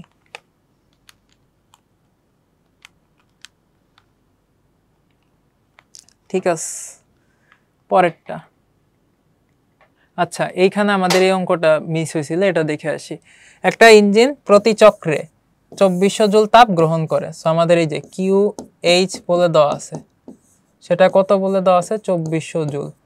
তারপরে তাপ বর্জন করে কত, 1800 জুল। সো আমাদের কিউ এল বলে দেওয়া আছে, এটা কত বলে দেওয়া আছে, 1800 জুল বলে দেওয়া আছে। ইঞ্জিনটি দ্বারা সম্পাদিত কাজের মান মানে ডাব্লিউ বের করা আর কর্মদক্ষতা বের করা, পানি ভাতাঙ্ক। ডাব্লিউ সমান সমান তো দেখছিলাম গৃহীত তাপ মাইনাস বর্জিত তাপ, কিউএইচ মাইনাস কিউএল। ক্যালকুলেশন করো, গৃহীত তাপ 2400, বর্জিত তাপ হচ্ছে গিয়ে 1800। 2400 থেকে 1800 যদি বাদ দাও চলে আসবে 600। এখন দেখো, কাজ যেহেতু জানো, তুমি কর্মদক্ষতার আদি ইকুয়েশন অ্যাপ্লাই করো, সেটা হচ্ছে আউটপুট হচ্ছে ডাব্লিউ, ইনপুট হচ্ছে কিউ এইচ ইন্টু পার্সেন্টেজ, দিতেও পারো নাও দিতে পারো, আমি না দিয়েই করে অভ্যস্ত। ঠিক আছে, তাহলে ডাব্লিউ বাই কিউ এইচ, ঠিক আছে, আউটপুট বাই ইনপুট।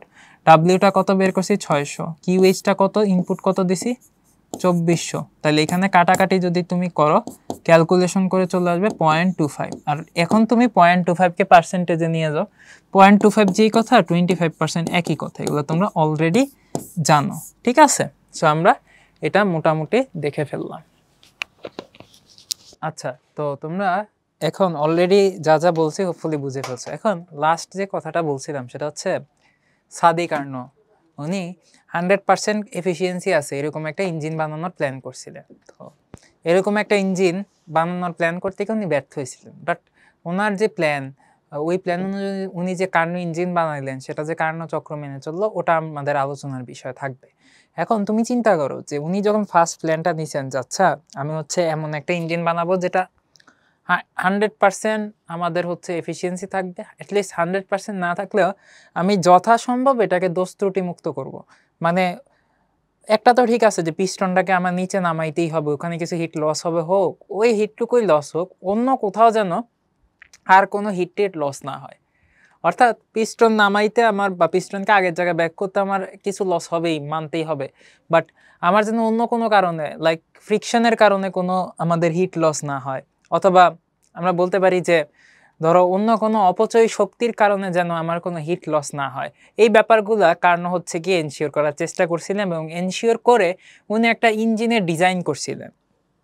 যাই হোক, এখন এই যে ইঞ্জিনটা উনি ডিজাইন করলেন, এই ইঞ্জিনে যখন উনি চিন্তা করলেন যে ফ্রিকশন থাকবে না, শুরুতে সিস্টেমটা যে অবস্থায় ছিল শেষেও আমি ঠিক একই স্টাইলে একইভাবে ওই অবস্থায় ওকে ফিরে আনবো, কোনো অপচয়ী শক্তি থাকবে না সেখানে, এবং প্রক্রিয়াটা হবে খুব কন্ট্রোলড ওয়েতে, খুব ধীরে ধীরে ধীরে ধীরে প্রক্রিয়াটা সংগঠিত হবে বা চক্রটা সংগঠিত হবে কন্ট্রোলড ওয়েতে। তো বাহ্যিক প্রভাব সেখানে থাকবে। এই বিষয়গুলো উনি হচ্ছে এনশিওর করে আমাদের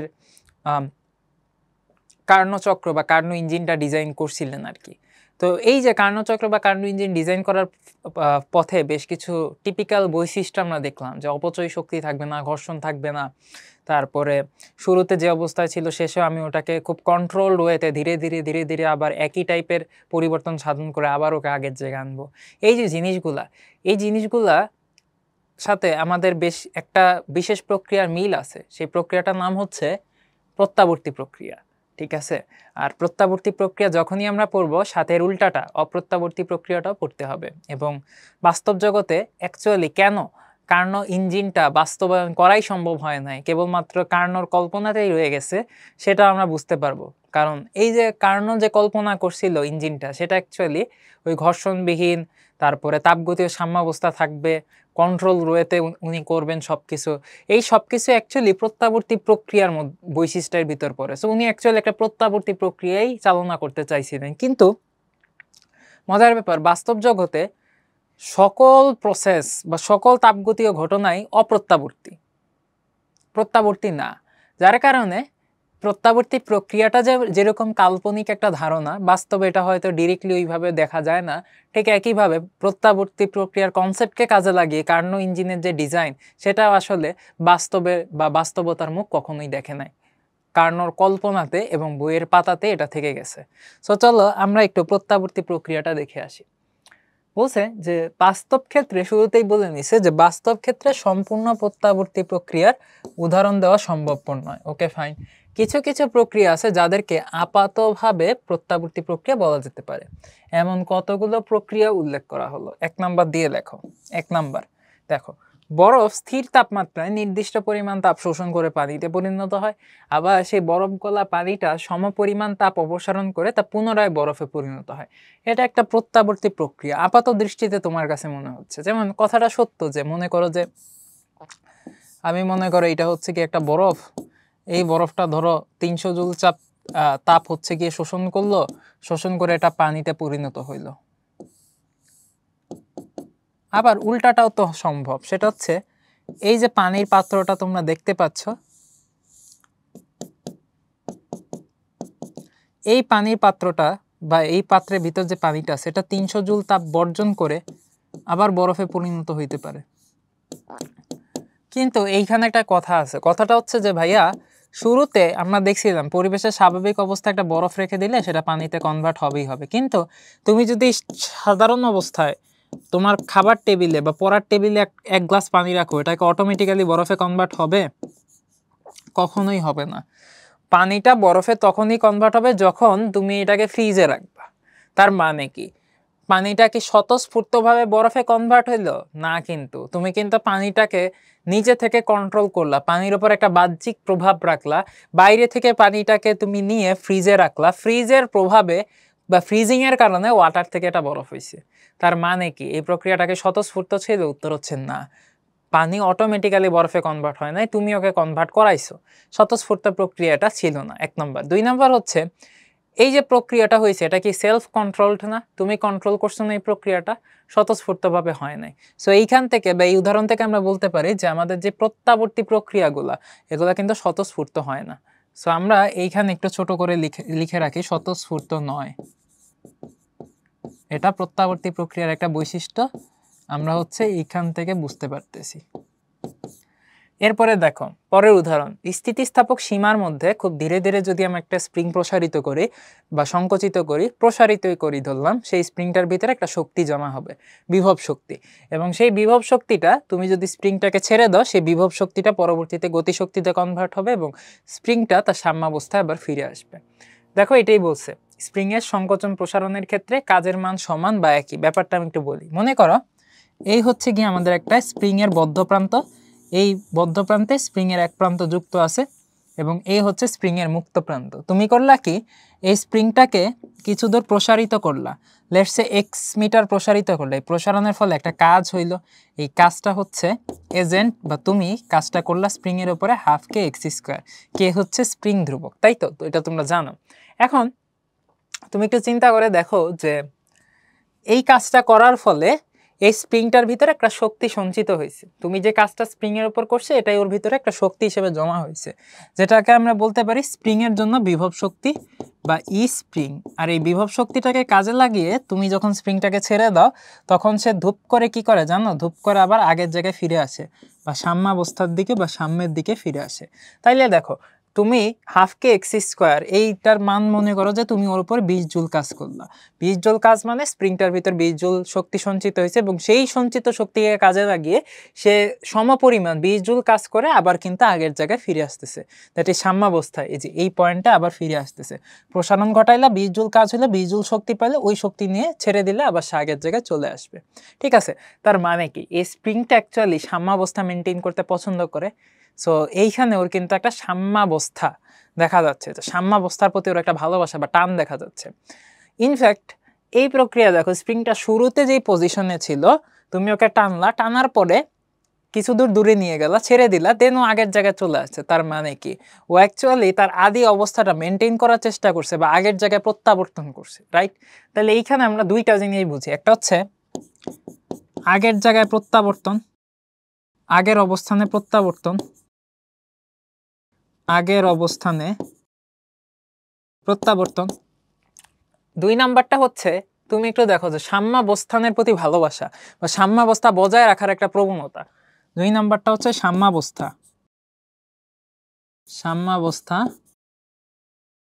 বজায় রাখা। এখন এখানে এই দুইটা বৈশিষ্ট্য আমি দেখলাম। এখানে আরেকটা কি পয়েন্ট আছে, কি পয়েন্ট হচ্ছে বলছে যে স্প্রিংটাকে প্রসারণ ঘটাইতে হবে ধীরে ধীরে। তোমার প্রশ্ন হলো ভাই ধীরে ধীরে কেন, তাড়াতাড়ি হলে কি হইতো? দেখো, যদি তুমি তাড়াতাড়ি স্প্রিং প্রসারণ করতা, স্প্রিং এর ভিতরে তুমি যদি একটা রাবার ব্যান্ড নাও, রাবার ব্যান্ড নিয়ে তুমি এটাকে অনেক দ্রুত টান দিলা, টান দিয়ে ছেড়ে দিলা, দেখবা রাবার ব্যান্ডটা কাঁপতে থাকবে, ডানে বামে কাঁপতে থাকবে। তাহলে সে যদি ডানে বামে কাঁপতে থাকে, তার কিন্তু সাম্যাবস্থায় সে ফিরে আসতেছে না, তাই না? সে কম্পনরত অবস্থায় আছে, তার কিন্তু অবস্থার চেঞ্জ হচ্ছে। শুরুতে সে ছিল স্থির, এত জোরে টান দিছো যে ও আর টিকতে পারে না, ডানে বামে নড়া শুরু করছে, ঠিক আছে? কাজেই দ্রুত গতিতে যদি তুমি স্প্রিংটাকে টানো, ওটা কিন্তু কম্পন হইতে থাকবে বা কাঁপাকাঁপি করতে থাকবে, সেক্ষেত্রে ও কিন্তু সাম্যাবস্থায় আসবে না। বাট তুমি যদি এটাকে কন্ট্রোলড ওয়েতে খুব আস্তে আস্তে ধীরে ধীরে টানো, একটা রাবার ব্যান্ডকে আস্তে আস্তে টানো, টেনে ছেড়ে দিলা, দেখবা আস্তে আস্তে টেনে ছেড়ে দিলে ও কিন্তু স্থিতিস্থাপক সীমার ভিতর যদি থাকে, আস্তে আস্তে টেনে ছেড়ে দিলে আগের জায়গায় চলে আসবে, ঠিক আছে? অত কাঁপাকাঁপি করবে না। কাজে এইখান থেকে আমরা আরেকটা ব্যাপার বুঝতে পারি যে এই যে আমাদের প্রত্যাবর্তী প্রক্রিয়া আমরা বলতেছি, আগের জায়গায় প্রত্যাবর্তন করতেছে, সাম্যাবস্থা বজায় রাখতেছে, এবং এটা হচ্ছে গিয়ে স্বতঃস্ফূর্ত না। এইটার সাথে আমরা আরেকটা জিনিস হচ্ছে অ্যাড করতে পারি যে এই যে আমাদের প্রসেসটা, এটা কিন্তু ধীরে ধীরে সংগঠিত হয়। তাড়াতাড়ি করতে গেলে এটা কিন্তু আর আগের জায়গায় প্রত্যাবর্তন করবে না, ঠিক আছে? তাইলে এই দুইটা উদাহরণ থেকে আমরা কিন্তু প্রত্যাবর্তী প্রক্রিয়ার অনেক বৈশিষ্ট্য মোটামুটি দেখতে পাচ্ছি। এবার আরও কিছু এক্সাম্পল থেকে আরও কিছু বৈশিষ্ট্য দেখি। দেখো, বলছে সমষ্ণ এবং রুদ্ধতাপীয় প্রক্রিয়াতে গ্যাসের প্রসারণ যদি সুষম হয় তবে তা প্রত্যাবর্তী প্রক্রিয়া। কথাটা বুঝছো? দেখো, মনে করো যে তুমি মনে করো যে একটা পিস্টন, এই হচ্ছে গ্যাস, কিছু তাপ দিলা, এটা হচ্ছে সমষ্ণ প্রক্রিয়া ঘটাবে। কথার কথা, শুরুতে এই গ্যাসের চাপ ছিল P1, আয়তন ছিল V1, টেম্পারেচার T। তাহলে তাপ খেয়ে এটা কাজ করবে, কাজ করলে পিস্টন উপরে উঠে যাবে। পিস্টন যদি উপরে উঠে, এটা এই যে কিছু দূর কাজ করলো, তাহলে এই যে তাপ শোষণ করে কিছু কাজ করলো, টেম্পারেচার ছিল T, ভলিউম শুরুতে ছিল V1, সে প্রেসার ছিল P1। তাহলে বর্তমানে এটার ভলিউম কিন্তু চেঞ্জ হয়ে গেছে, P2 V2, আর টেম্পারেচার কনস্ট্যান্ট, এটা T থাকবে। তাহলে এই যে এক অবস্থা থেকে অন্য অবস্থায় নিলাম, এটাকে যদি আমি গ্রাফে প্লট করতে চাই, P ভার্সেস V গ্রাফ, তাহলে দেখো, মনে করো এইটা হচ্ছে আমাদের প্রথম অবস্থা বা আদি অবস্থা, যেখানে আমাদের একটা ভলিউম আছে V1, প্রেসার আছে P1, এবং এইখান থেকে আমি সমষ্ণ প্রসারণ ঘটায় গ্যাসটাকে নিয়ে গেছি এইখানে, যেখানে আমাদের একটা ভলিউম আছে V2, প্রেসার আছে সেটা হচ্ছে P2। তাহলে এইখানে আয়তনটা কি হয়েছে বলো তো? বেড়ে গেছে। কাজেই এটা তুমি প্রসারণ ঘটাইলা। এখন যে কোনো ইঞ্জিনের ক্ষেত্রে আমরা কি করব? এই পিস্টনটা তো প্রসারিত, এই পিস্টনটাকে কি করতে হবে? নিচে নামাইতে হবে। তাহলে পিস্টনটাকে যদি নিচে নামা, সহজ কথা, তোমাকে অ্যাকচুয়ালি আবার আগের জায়গায় যেতে হবে। দ্যাট ইজ আয়তনটা এখন কি করতে হবে? ব্যাক করতে হবে। তুমি এখন আয়তনটাকে V2 থেকে V1 এ ব্যাক করবা, প্রেসারটাকে P2 থেকে P1 এ ব্যাক করবা। কত তাপমাত্রায়? টেম্পারেচার তো ফিক্সড, T কনস্ট্যান্ট। সো একদম সহজভাবে বলতে গেলে তোমাকে এখন এই ঘটনা ঘটাইতে হলে সংকোচন ঘটাইতে হবে, সমষ্ণ সংকোচন। এখন তুমি চিন্তা করো, তুমি যদি এই কাজটা করতে পারো যে ঠিক আছে, আমি তো V2 থেকে V1 এ আবার যাব, তাই না? তুমি যদি যেই প্রসেসে বা যেই ওয়েতে V1 থেকে V2 তে আসছিলা, ঠিক একই প্রসেসে তুমি যদি V2 থেকে V1 এ যাইতে পারো, একই প্রসেসে V2 থেকে V1 এ যাইতে পারো, তাইলে তুমি বলতে পারবা যে হ্যাঁ, তুমি আগের জায়গায় প্রত্যাবর্তন করছো, একে ছিলে একে আসছো। যেই পথে তুমি 2 এ গেছিলা, 1 থেকে 2-এ গেছিলা, ঠিক সেই পথেই তুমি 2 থেকে 1-এ আসছো। অর্থাৎ তোমার সম্মুখগামী যে পরিবর্তনটা ছিল 1 থেকে 2-এ যাওয়ার পথে, সেখানে চাপ, আয়তন, তাপমাত্রা যেই পরিবর্তন হয়েছে, তাপের যেই শোষণ হয়েছে, যতটুকু কাজ হয়েছে, তুমি যখন 2 থেকে 1-এ আবার ফিরে আসছো, তোমার সেম অ্যামাউন্টে চাপ, আয়তন, তাপ, কাজ সেম অ্যামাউন্টেই হয়েছে, বাট চিহ্ন উল্টা, বিপরীত। তোমার 1 থেকে 2-এ যাওয়ার পথে আয়তন ডাবল হয়েছে, 2 থেকে 1 আসার পথে আয়তন অর্ধেক হয়েছে। 1 থেকে 2-এ আসার পথে চাপ অর্ধেক হয়েছে, 2 থেকে 1-এ আসার পথে চাপ ডাবল হয়েছে। তোমার 1 থেকে 2-এ আসার পথে 200 জুল তাপ শোষণ হয়েছে, 2 থেকে 1-এ আসার পথে 200 জুল তাপ বর্জন হয়েছে। তোমার 1 থেকে 2-এ আসার পথে 200 জুল তাপ, 200 জুল কাজ তুমি করছো, সিস্টেম কাজ করছে। 2 থেকে 1-এ আসার পথে তুমি সিস্টেমের উপর 200 জুল কাজ করছো। তাহলে দেখো 2 থেকে 1-এ বা 1 থেকে 2-এ যাই বলো না কেন, প্রত্যেকটা ক্ষেত্রে তুমি কিন্তু সমান সমান কাজ, সমান তাপ, সমান আয়তনের পরিবর্তন, সমান চাপের পরিবর্তন এগুলা ঘটাইছো। তার মানে এই প্রক্রিয়াটা কিন্তু কমপ্লিটলি প্রত্যাবর্তী হয়েছে, আগের জায়গায় প্রত্যাবর্তন করছে, এবং প্রত্যাবর্তনের সম্মুখ যে পরিবর্তন আর বিপরীত যে পরিবর্তন, দুইটাই হচ্ছে সমান এবং বিপরীতমুখী হয়েছে। তাহলে এইখান থেকে আমরা আরেকটা কি পয়েন্ট দেখলাম, সেটা হচ্ছে সম্মুখ পরিবর্তন, সম্মুখ ও বিপরীত পরিবর্তন অবলিক প্রক্রিয়া, সম্মুখ অবলিক প্রক্রিয়া সেটা হবে সমান ও বিপরীতমুখী। বুঝলাম। এখন আসো, আমাকে বলো যে পিস্টনটা যখন উপর থেকে আবার নিচে নামলো, তখন সিস্টেম কাজ করছে না তুমি সিস্টেমের উপর কাজ করছো? তুমি কাজ করছো। তাইলে তুমি যদি বাইরে থেকে সিস্টেমের উপর কাজ করো, তার মানে কি সিস্টেমটাকে স্বতঃস্ফূর্তভাবেই ঘটনা ঘটাইছে? না, তুমি বাইরে থেকে সিস্টেমের উপর ইফেক্ট ফেলছো। সো এই প্রক্রিয়াটা কিন্তু স্বতঃস্ফূর্ত না। থার্ড কথা, এই যে প্রক্রিয়াটা ঘটাইছো, এই স্বতঃস্ফূর্ত যেহেতু না, অনেক কন্ট্রোলড ওয়েতে তোমাকে ঘটাইতে হয়েছে। আর কন্ট্রোল ওয়েতে যখন তুমি ঘটাইতে যাবে, এটাকে ধীরে ধীরে ঘটাইতে হবে। ঠিক আছে, এই প্রসেসটা তোমাকে অনেক ধীরে ধীরে সংগঠিত করতে হবে। সো স্বতঃস্ফূর্ত তো নাই, বরং ধীরে ধীরে সংগঠিত করতে হবে, ধীরে ধীরে সংগঠিত করতে হবে। এইটা একটা। আরেকটা হচ্ছে দেখো, এই যে তুমি পিস্টন সিলিন্ডার চিন্তা করতেছো, এই যে পিস্টন উঠানামা করতেছে, তুমি কি একবারও ঘর্ষণের কথা চিন্তা করছো যে আচ্ছা এই যে পিস্টন আর এই যে সিলিন্ডারের গা, এদের ভিতর ঘর্ষণ হইতে পারে না? ঘর্ষণ যদি হয় সেক্ষেত্রে কি হবে? শক্তির অপচয় হবে। শক্তির অপচয় যদি হয়, তুমি কি এই রকম খুব সুন্দর মতো কন্ট্রোলড ওয়েতে তুমি আয়তন নিলা, আয়তন চেঞ্জ করলা কিছু তাপ শোষণ করে, আবার কন্ট্রোলড ওয়েতে কিছু তাপ বর্জন করে আয়তন ব্যাক করলা, এটা কি পসিবল না। চলার পথে হিট লস হবেই। তার মানে হচ্ছে এইখানে তুমি চিন্তা করছো যে সিস্টেমে কোনো ঘর্ষণ নাই। এখন এইরকম সিস্টেম কি আদৌ পসিবল কিনা? উত্তর হচ্ছে না। ঠিক আছে, সো এই কারণে অ্যাকচুয়ালি প্রত্যাবর্তী প্রক্রিয়াগুলো বাস্তবে হয় না। এরপরে 4 নাম্বার এক্সাম্পলটার দিকে আমরা তাকাই। 4 নাম্বার এক্সাম্পল যদি আমরা বলতে চাই যে কিছুটা উপর হতে একটা স্থিতিস্থাপক বলকে স্থিতিস্থাপক ইস্পাতের পাতের উপর ফেলা হলে শক্তির কোনো অপচয় না হয়, বলটি আবার প্রাথমিক উচ্চতা পর্যন্ত উঠবে, সুতরাং প্রক্রিয়াটি প্রত্যাবর্তী। এটাও একটা কাল্পনিক প্রক্রিয়া। কেন? কারণ এইরকম কোনো স্থিতিস্থাপক বল তুমি পাবা না, যেটা স্থিতিস্থাপক ইস্পাতের পাতও ওরকম পাবা না যে তুমি মনে করো একটা বলকে নিচে ফেলে দিলা একটা নির্দিষ্ট উচ্চতা থেকে, আবার ওইটা তোমার হাতের আগের জায়গায় চলে আসলো। পসিবল না। দেখবা তুমি যতই জোরে মাটিতে একটা বলকে হিট করো না কেন, তুমি যদি 10 মিটার, ধরো 1 মিটার উচ্চতা থেকে একটা বলকে তুমি ছেড়ে দিলা, সেটা মাটিতে ড্রপ খাওয়ার পর বড় জোর 50 সেন্টিমিটার উপর উঠবে, এর বেশি উপর উঠবে না। খুব বেশি হইলে এর বেশি উপর উঠবে না। কারণ কি? এখন তুমি আমাকে বলতে পারো ভাইয়া শুরুতে ওর ভিতরে শক্তি সঞ্চিত ছিল 1 মিটার উচ্চতা সমান পরিমাণ শক্তি বা বিভব শক্তি সঞ্চিত ছিল, তাইলে ও যখন মাটিতে হিট করলো ওই শক্তিটা গতিশক্তিতে কনভার্ট হইলো। এখন ওই গতিশক্তিকে কাজে লাগিয়ে বস্তুটা বা বলটা আবার আগের উচ্চতায় ফিরে আসতে পারবে না? পারবেই তো। তোমার কাছে এরকম মনে হইতে পারে, বাট ফিজিক্স বলে পারবে।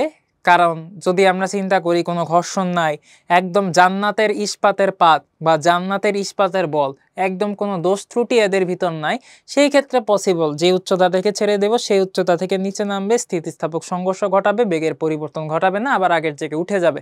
বাট বাস্তবে এরকম তল পাওয়া যায় না। বাস্তবে তলের ভিতর ঘর্ষণ থাকে, দেখবা তুমি যখন বলটা মাটিতে ফেলতেছো সুন্দর মতো একটা শব্দ হচ্ছে, সেখানে কিছু শক্তি শব্দ শক্তিতে ট্রান্সফার হচ্ছে, তলার সাথে একটা ঘষা খাচ্ছে, ঘষার ফলে কিছু অংশ তাপ শক্তিতে কনভার্ট হচ্ছে। উপরে নিচে আসার ক্ষেত্রে বাতাসের বাধা আছে, বাতাসের বাধা তো তুমি আর ইগনোর করতে পারবে না। বাতাস কোন দিকে বাধা দেয়? বস্তুর গতি যেই দিকে তার উল্টা দিকে। সো অবভিয়াসলি বাতাসের বাধার কারণে বস্তুর গতি কমতেই থাকবে। সো বস্তুর গতি যদি কমতে থাকে ওর পক্ষে কখনোই যেই হাইট থেকে তুমি ছেড়ে দিছো ড্রপ খেয়ে আবার ওই হাইটে ওঠা পসিবল না। কাজে এইটা হয়তো আমার দেখে মনে হচ্ছে কত সুন্দর একটা এক্সাম্পল, বাট এটা অ্যাকচুয়ালি রিয়েলিস্টিক এক্সাম্পল না। ইনফ্যাক্ট প্রত্যাবর্তী প্রক্রিয়াটাই রিয়েলিস্টিক না, প্রত্যাবর্তী প্রক্রিয়াটা এরকম কাল্পনিক জিনিস দিয়ে ভরা। সো এইটাও তার ব্যতিক্রম না। ওকে, তাহলে প্রত্যাবর্তী প্রক্রিয়ার আমরা অনেক কিছু দেখে ফেলছি। এখন দেখো যা যা বলছি এইটাই বলা হচ্ছে। প্রত্যাবর্তী প্রক্রিয়া ধীর, দেখে আসছি ধীর, স্বতঃস্ফূর্ত না, এটাও দেখে আসছি। তাপগতীয় সাম্যাবস্থা বজায় থাকে, দেখে আসছি যে স্প্রিংটা তার সাম্যাবস্থা বজায় রাখতে চায়। ঠিক আছে, যদি তাপগতীয় সিস্টেম হয় সেটা তাপগতীয় সাম্যাবস্থা বজায় রাখার ট্রাই করবে। এই প্রক্রিয়া অবক্ষয়ী ফলাফল দৃষ্ট হয় না। অবক্ষয়ী ফলাফল মানে অপচয়ী শক্তি, যেমন ঘর্ষণ, অপচয় হয় না, এটা ধরে নেওয়া হয়, অপচয় নাই। কার্যনির্বাহক বস্তু প্রাথমিক অবস্থায় ফিরে আসে। ওই যে আমাদের গ্যাসটা বা পিস্টনটা আগের জায়গাতেই কিন্তু ফিরে আসছিল, যেখান থেকে যাত্রা শুরু ওখানে ফিরে আসছে, প্রাথমিক অবস্থায় ফিরে আসছে। তাইলে দেখো এবার হচ্ছে ডেফিনেশন দিছে প্রত্যাবর্তী প্রক্রিয়া। যে প্রক্রিয়া বিপরীতমুখীভাবে প্রত্যাবর্তন করে, সম্মুখগামী এবং বিপরীতমুখী প্রক্রিয়ার প্রতি স্তরে তাপ এবং কাজের ফলাফল সমান এবং বিপরীত হয়। দেখাইছিলাম তাপ এবং কাজ সমান ও বিপরীত হয়, সেই প্রক্রিয়াকেই বলে প্রত্যাবর্তী প্রক্রিয়া। সেটার ডেফিনেশনটা আমরা একটু মাথায় রাখবো, পরীক্ষায় প্রায় আসে। ওকে, সো প্রত্যাবর্তী শেষ। এখন হচ্ছে বাস্তবে যে ঘটনাগুলা ঘটে অপ্রত্যাবর্তী প্রক্রিয়া, সেটা আমরা একটু বলি। অপ্রত্যাবর্তী প্রক্রিয়া ডেফিনেশন তাহলে কি হবে? তুমি বলে পরীক্ষার খাতা বা লিখো না যে যেই প্রক্রিয়া প্রত্যাবর্তী না তাকে অপ্রত্যাবর্তী প্রক্রিয়া বলে, লিখলে হবে না, সুন্দর ডেফিনেশন দিতে হবে। আগে চলো আমরা কিছু এক্সাম্পল দেখে নিই। কি বলছে দেখো, দুইটা বস্তুর ঘর্ষণের ফলে যে তাপ উৎপন্ন হয় তা অপ্রত্যাবর্তী প্রক্রিয়া। অবশ্যই, কেন একটু দেখো। মনে করো এই হচ্ছে একটা বস্তু, এই হচ্ছে একটা ঘর্ষণযুক্ত তল। বস্তুটাকে তুমি হচ্ছে এই এ অবস্থান থেকে বস্তুটাকে তুমি টেনে টেনে বি অবস্থানে নিয়ে গেলা। তাইলে এই যে ঘর্ষণজনিত কারণে ঘর্ষণ বলটা কিন্তু এই বস্তুটার সরণ হয়েছে ডান দিকে, কিন্তু ঘর্ষণ বলটা কিন্তু বস্তুটার সবসময় গতির বিপরীত দিকে কাজ করতেছে। স্মল এফ ধরলাম ঘর্ষণ বল আর সরণ ধরলাম এস। তাহলে সরণ একদিকে, ঘর্ষণ বল আরেক দিকে, তাই না? কাজে এই ক্ষেত্রে যেটা হয় যে বস্তুর উপর একটা ঋণাত্মক কাজ সম্পাদিত হয়, বা একদম সহজ কথায় ঘর্ষণের কারণে বস্তুটা শক্তির অপচয় হয়। এখন শক্তি অপচয় হয়ে যায় কই? যেই তলের সাথে বস্তুটা ঘষা খাচ্ছে সেই তল আর বস্তুর তলের মধ্যে একটা তাপ উৎপাদিত হয়, অর্থাৎ ঘর্ষণের কারণে হারানো শক্তিটা তাপ শক্তি হিসেবে পাওয়া যায়। এখন যেই শক্তিটা এই বস্তুটা হারায় ফেলতেছে তাপ হিসেবে কনভার্ট হয়ে যাচ্ছে, বা ঘর্ষণের ফলে হারানো যে শক্তিটা, ঘর্ষণ থেকে আমরা শক্তিটা কি হচ্ছে, এনার্জি লস হচ্ছে, এনার্জি লস হওয়ার পর সেটা কিসে কনভার্ট হচ্ছে? হিটে কনভার্ট হচ্ছে। এখন এই হিটটাকে কি আবার কাজে কনভার্ট করা যায়? এই হিটটাকে কি এই বস্তুটার মধ্যে ফিরিয়ে দেওয়া যায়? বস্তুটার ভিতরকার গতিশক্তি ঘর্ষণের মাধ্যমে তাপে কনভার্ট হয়েছে, কিন্তু সেই তাপকে কিন্তু আর বস্তুর মধ্যে ফিরিয়ে দেওয়া যায় না, বস্তুর গতিশক্তি হিসেবে কনভার্ট করা যায় না। সেই তাপকে কিন্তু বস্তুটার যান্ত্রিক শক্তিতে কনভার্ট করা যায় না। তার মানে কি দাঁড়াইলো? আমাদের বস্তুটার মেকানিক্যাল এনার্জি বা যান্ত্রিক শক্তির কিছু অংশ তাপে কনভার্ট হচ্ছে ঘর্ষণের কারণে, বাট তাপ থেকে কিন্তু আমরা যান্ত্রিক শক্তি পাচ্ছি না। তার মানে কি, এই যে প্রক্রিয়াটা যেখানে ঘর্ষণ আছে এই প্রক্রিয়াটা কিন্তু একটা একমুখী প্রক্রিয়া, বিপরীতমুখী হয়ে সে প্রত্যাবর্তন করতেছে না, রূপান্তরটা একমুখী হচ্ছে। এই কারণে এটা একটা অপ্রত্যাবর্তী প্রক্রিয়ার এক্সাম্পল। তাহলে এইখানে কিন্তু দেখো ঘর্ষণ হচ্ছে অপচয়ী শক্তি বা অবক্ষয়ী ফলাফল, তাই তো? আচ্ছা, 2 নাম্বার দেখো, বিস্ফোরণে সংগঠিত পরিবর্তন বা বন্দুক হতে গুলি ছুড়লে বারুদের বিস্ফোরণ ঘটে। বিস্ফোরণ অতি দ্রুত সংগঠিত হয়, এটি একটি অপ্রত্যাবর্তী প্রক্রিয়া। এখন এইখানে বেশ কিছু ঘটনা আছে। ঘটনা হচ্ছে বিস্ফোরণ যখন অনেক দ্রুত সংগঠিত হয় সেই প্রক্রিয়াটা কিন্তু ওয়েল কন্ট্রোল থাকে না বা ম্যান কন্ট্রোল থাকে না, সেটা কিন্তু স্বতঃস্ফূর্তভাবে সংগঠিত হয়। যেমন বোমা বিস্ফোরণের কথা চিন্তা করো, তুমি যদি একটা বোমা রেখে দাও কিছুক্ষণ পর ওটা মনে করো ফাটলো, তাহলে ওটা কিন্তু একটা স্বতঃস্ফূর্ত প্রক্রিয়া, তাই তো? আবার মনে করো আগ্নেয়গিরির যে বিস্ফোরণ স্বতঃস্ফূর্ত প্রক্রিয়া, এই ধরনের বিস্ফোরণ খুব দ্রুত গতিতে সংঘটিত হয়। সো আমরা এখান থেকে একটা জিনিস দেখলাম যে এই যে বিস্ফোরণ বা দ্রুত গতির প্রক্রিয়াগুলো অপ্রত্যাবর্তী প্রক্রিয়া এবং এগুলা স্বতঃস্ফূর্ত। তড়িৎ প্রবাহের তাপীয় ক্রিয়া অপ্রত্যাবর্তী। চলো একটু দেখে আসি কিরকম। মনে করো এই হচ্ছে আমাদের একটা পরিবাহী, এই হচ্ছে মনে করো একটা পরিবাহী তার, ঠিক আছে। পরিবাহী তার হচ্ছে আমরা রোধ হিসেবে চিন্তা করতে পারি এবং এইটার সাথে একটা ব্যাটারি কানেক্ট করা হলো। ব্যাটারি যখনই কানেক্ট করা হবে, ভোল্টেজ দেওয়া হবে, তখনই এর মধ্য দিয়ে কারেন্ট ফ্লো হবে। যেই কারেন্টটা ফ্লো হবে, কারেন্টটা পরিবাহী তারটাকে উত্তপ্ত করবে। কিভাবে উত্তপ্ত করবে? পরিবাহী তারের রোধ যদি হয় আর, যদি এই পরিবাহী তারের মধ্যে টি সময় ধরে কারেন্টটা প্রবাহিত হয়, তোমরা জানো যে এইখানে যে তাপটা উৎপাদন হবে সেটা হবে H is equal to I square RT। তার মানে কি, এই যে পরিবাহীটা, এই পরিবাহীটাতে তাপ উৎপন্ন হবে। কি হবে? তাপ উৎপন্ন হবে। তাইলে আমরা দেখলাম এখানে যে তুমি ব্যাটারি দেওয়ার মাধ্যমে বা ব্যাটারি কানেক্ট করার মাধ্যমে এই পরিবাহীর মধ্য দিয়ে কি কি ট্রান্সফার করতে পারছো? কারেন্ট বা তড়িৎ প্রবাহ। তার মানে এখানে একটা তড়িৎ শক্তি তুমি দিছো, সেই তড়িৎ শক্তিটা পরিবাহীর মধ্য দিয়ে তাপ শক্তিতে কনভার্ট হয়েছে, তাই না? তাহলে তড়িৎ শক্তি এখানে তাপ শক্তিতে কনভার্ট হলো। কিন্তু এর উল্টাটা কি সম্ভব? মনে করো একটা অনেক হাই একটা হিট সোর্স, মনে করো একটা বুনসেন বার্নার বা মোমবাতি, তুমি হচ্ছে এই পরিবাহীর ওপর ধরে রাখছো। তাহলে মোমবাতির তাপ শক্তিকে কাজে লাগিয়ে তুমি কি কখনোই পরিবাহীতে তড়িৎ শক্তি বা তড়িৎ প্রবাহ পাবা?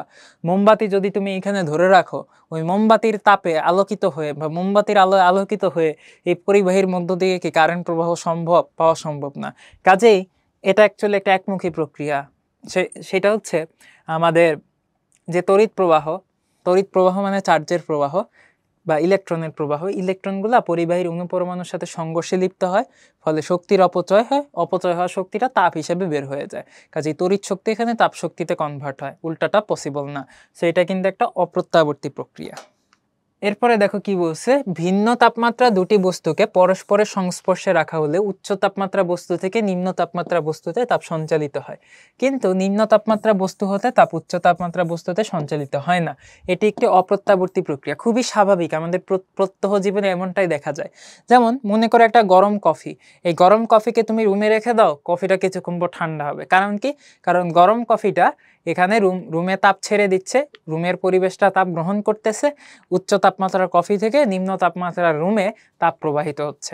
কিন্তু তুমি যদি উল্টাটা করো, মনে করো যে একটা ঠান্ডা পানি কিছুক্ষণ রুমে রেখে দিলা, দেখবা ওই ঠান্ডা পানিটা কিন্তু গরম কফির মতো আরো ঠান্ডা হবে না। ঠান্ডা পানিটা হয়তো কিছুক্ষণ পর রুমে থাকার কারণে নর্মাল বা স্বাভাবিক তাপমাত্রার পানি বা রুম টেম্পারেচারের পানিতে কনভার্ট হবে। কেন?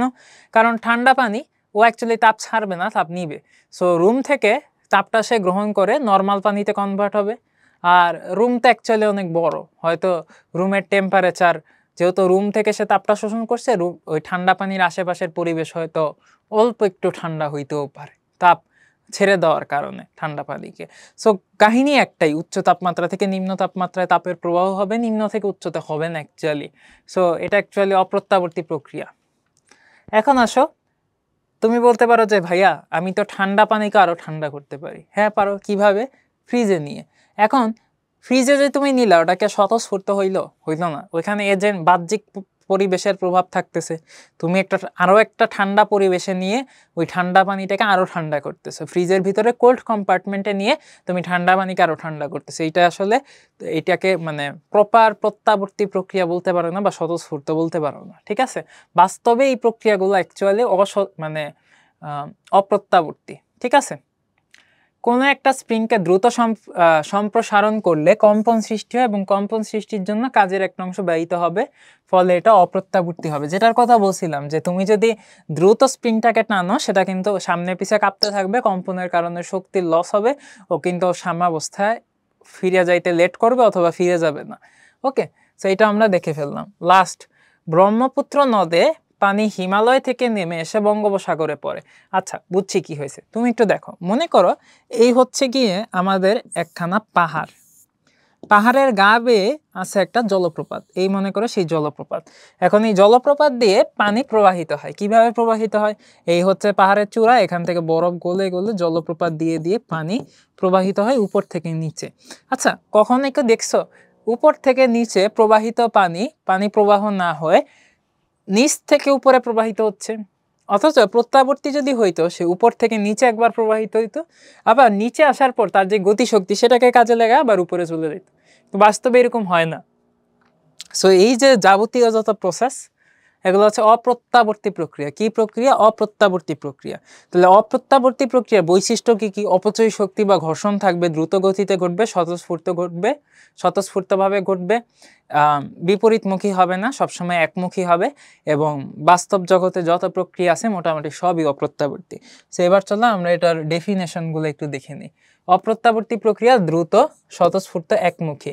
সিস্টেমে তাপগতীয় সাম্যাবস্থা বজায় থাকে না। দেখো, প্রত্যাবর্তী হইলে সাম্যাবস্থা বজায় রাখতে পারতো, বাট অপ্রত্যাবর্তীতে ওই যে ঘর্ষণের কারণে অপচয় হচ্ছে, তারপরে বিভিন্ন ক্ষেত্রে হচ্ছে শক্তির রূপান্তর আসলে একমুখী হয়ে যাচ্ছে, বিপরীতমুখী হয়ে রূপান্তর সম্ভব হচ্ছে না। তো শুরুতে যেই জায়গায় ছিল ওই জায়গায় সে আর নিজেকে ধরে রাখতে পারতেছে না, যার কারণে তার যে সাম্যটা সেটাও সে ধরে রাখতে পারতেছে না বা বজায় রাখতে পারতেছে না। তাইলে দেখো, এই প্রক্রিয়া অবক্ষয় ফলাফল দৃষ্ট হয়। অপচয় শক্তি মানে ঘর্ষণ টাইপের এই প্রক্রিয়ায় সিস্টেমকে কখনোই আদি অবস্থায় ফেরানো যায় না, কমন সেন্স, কারণ একমুখী রূপান্তর হচ্ছে। তাহলে এটাই এখানে বলা হচ্ছে, যে প্রক্রিয়ায় বিপরীতমুখী হয়ে প্রত্যাবর্তন করতে পারে না তাকেই বলে অপ্রত্যাবর্তী প্রক্রিয়া। আচ্ছা, অপ্রত্যাবর্তী প্রক্রিয়া এবং প্রত্যাবর্তী প্রক্রিয়া এই দুইটাকে আবার প্রত্যাগামী অপ্রত্যাগামী এই কথাটাও বলে। ঠিক আছে, এই শব্দটা একটু মনে রাখো।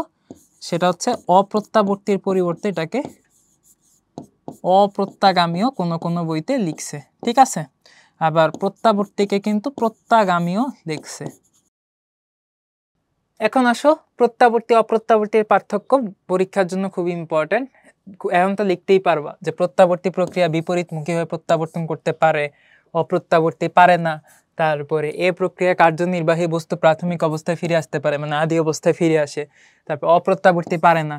তারপরে প্রত্যাবর্তী হচ্ছে স্বতঃস্ফূর্ত না, তারপরে অপ্রত্যাবর্তী হচ্ছে স্বতঃস্ফূর্ত। তারপরে প্রত্যাবর্তী হচ্ছে সাম্যাবস্থা বজায় রাখতে চায় বা পারে, আর অপ্রত্যাবর্তী সাম্যাবস্থা বজায় রাখতে পারেন। একমুখী রূপান্তর ঘটে, ব্যাক করা পসিবল হয় না। আরও উদাহরণ মানে আরও বৈশিষ্ট্য আছে, যেমন প্রত্যাবর্তী হচ্ছে ধীর গতির প্রক্রিয়া, আর অপ্রত্যাবর্তী কি দ্রুত গতির প্রক্রিয়া। ঠিক আছে, সো মোটামুটি আমাদের এই ছিল লেকচারটা। এই লেকচারটা বেসিক্যালি আমাদের পরবর্তী লেকচারে আমরা যে কার্নো ইঞ্জিন ও কার্নো চক্র পড়ব তার বেস আমাদের তৈরি করে দিচ্ছে। এখন আমরা নেক্সট লেকচারে যখন কার্নো ইঞ্জিন কার্নো চক্র পড়বো দেখবো যে পানির মতো সোজা লাগতেছে সবকিছু, খালি তোমাদের পূর্বে যে সমষ্ণ রুদ্ধতাপীয় প্রক্রিয়ার যে কাজ, তারপর সম্পর্ক, ওগুলা হয়তো টুকিটাকি আমাদের এখানে ইউজ হবে। ঠিক আছে, সো নেক্সট ক্লাসে ইনশাল্লাহ আবারও দেখা হবে। আল্লাহ হাফেজ, আসসালামু আলাইকুম।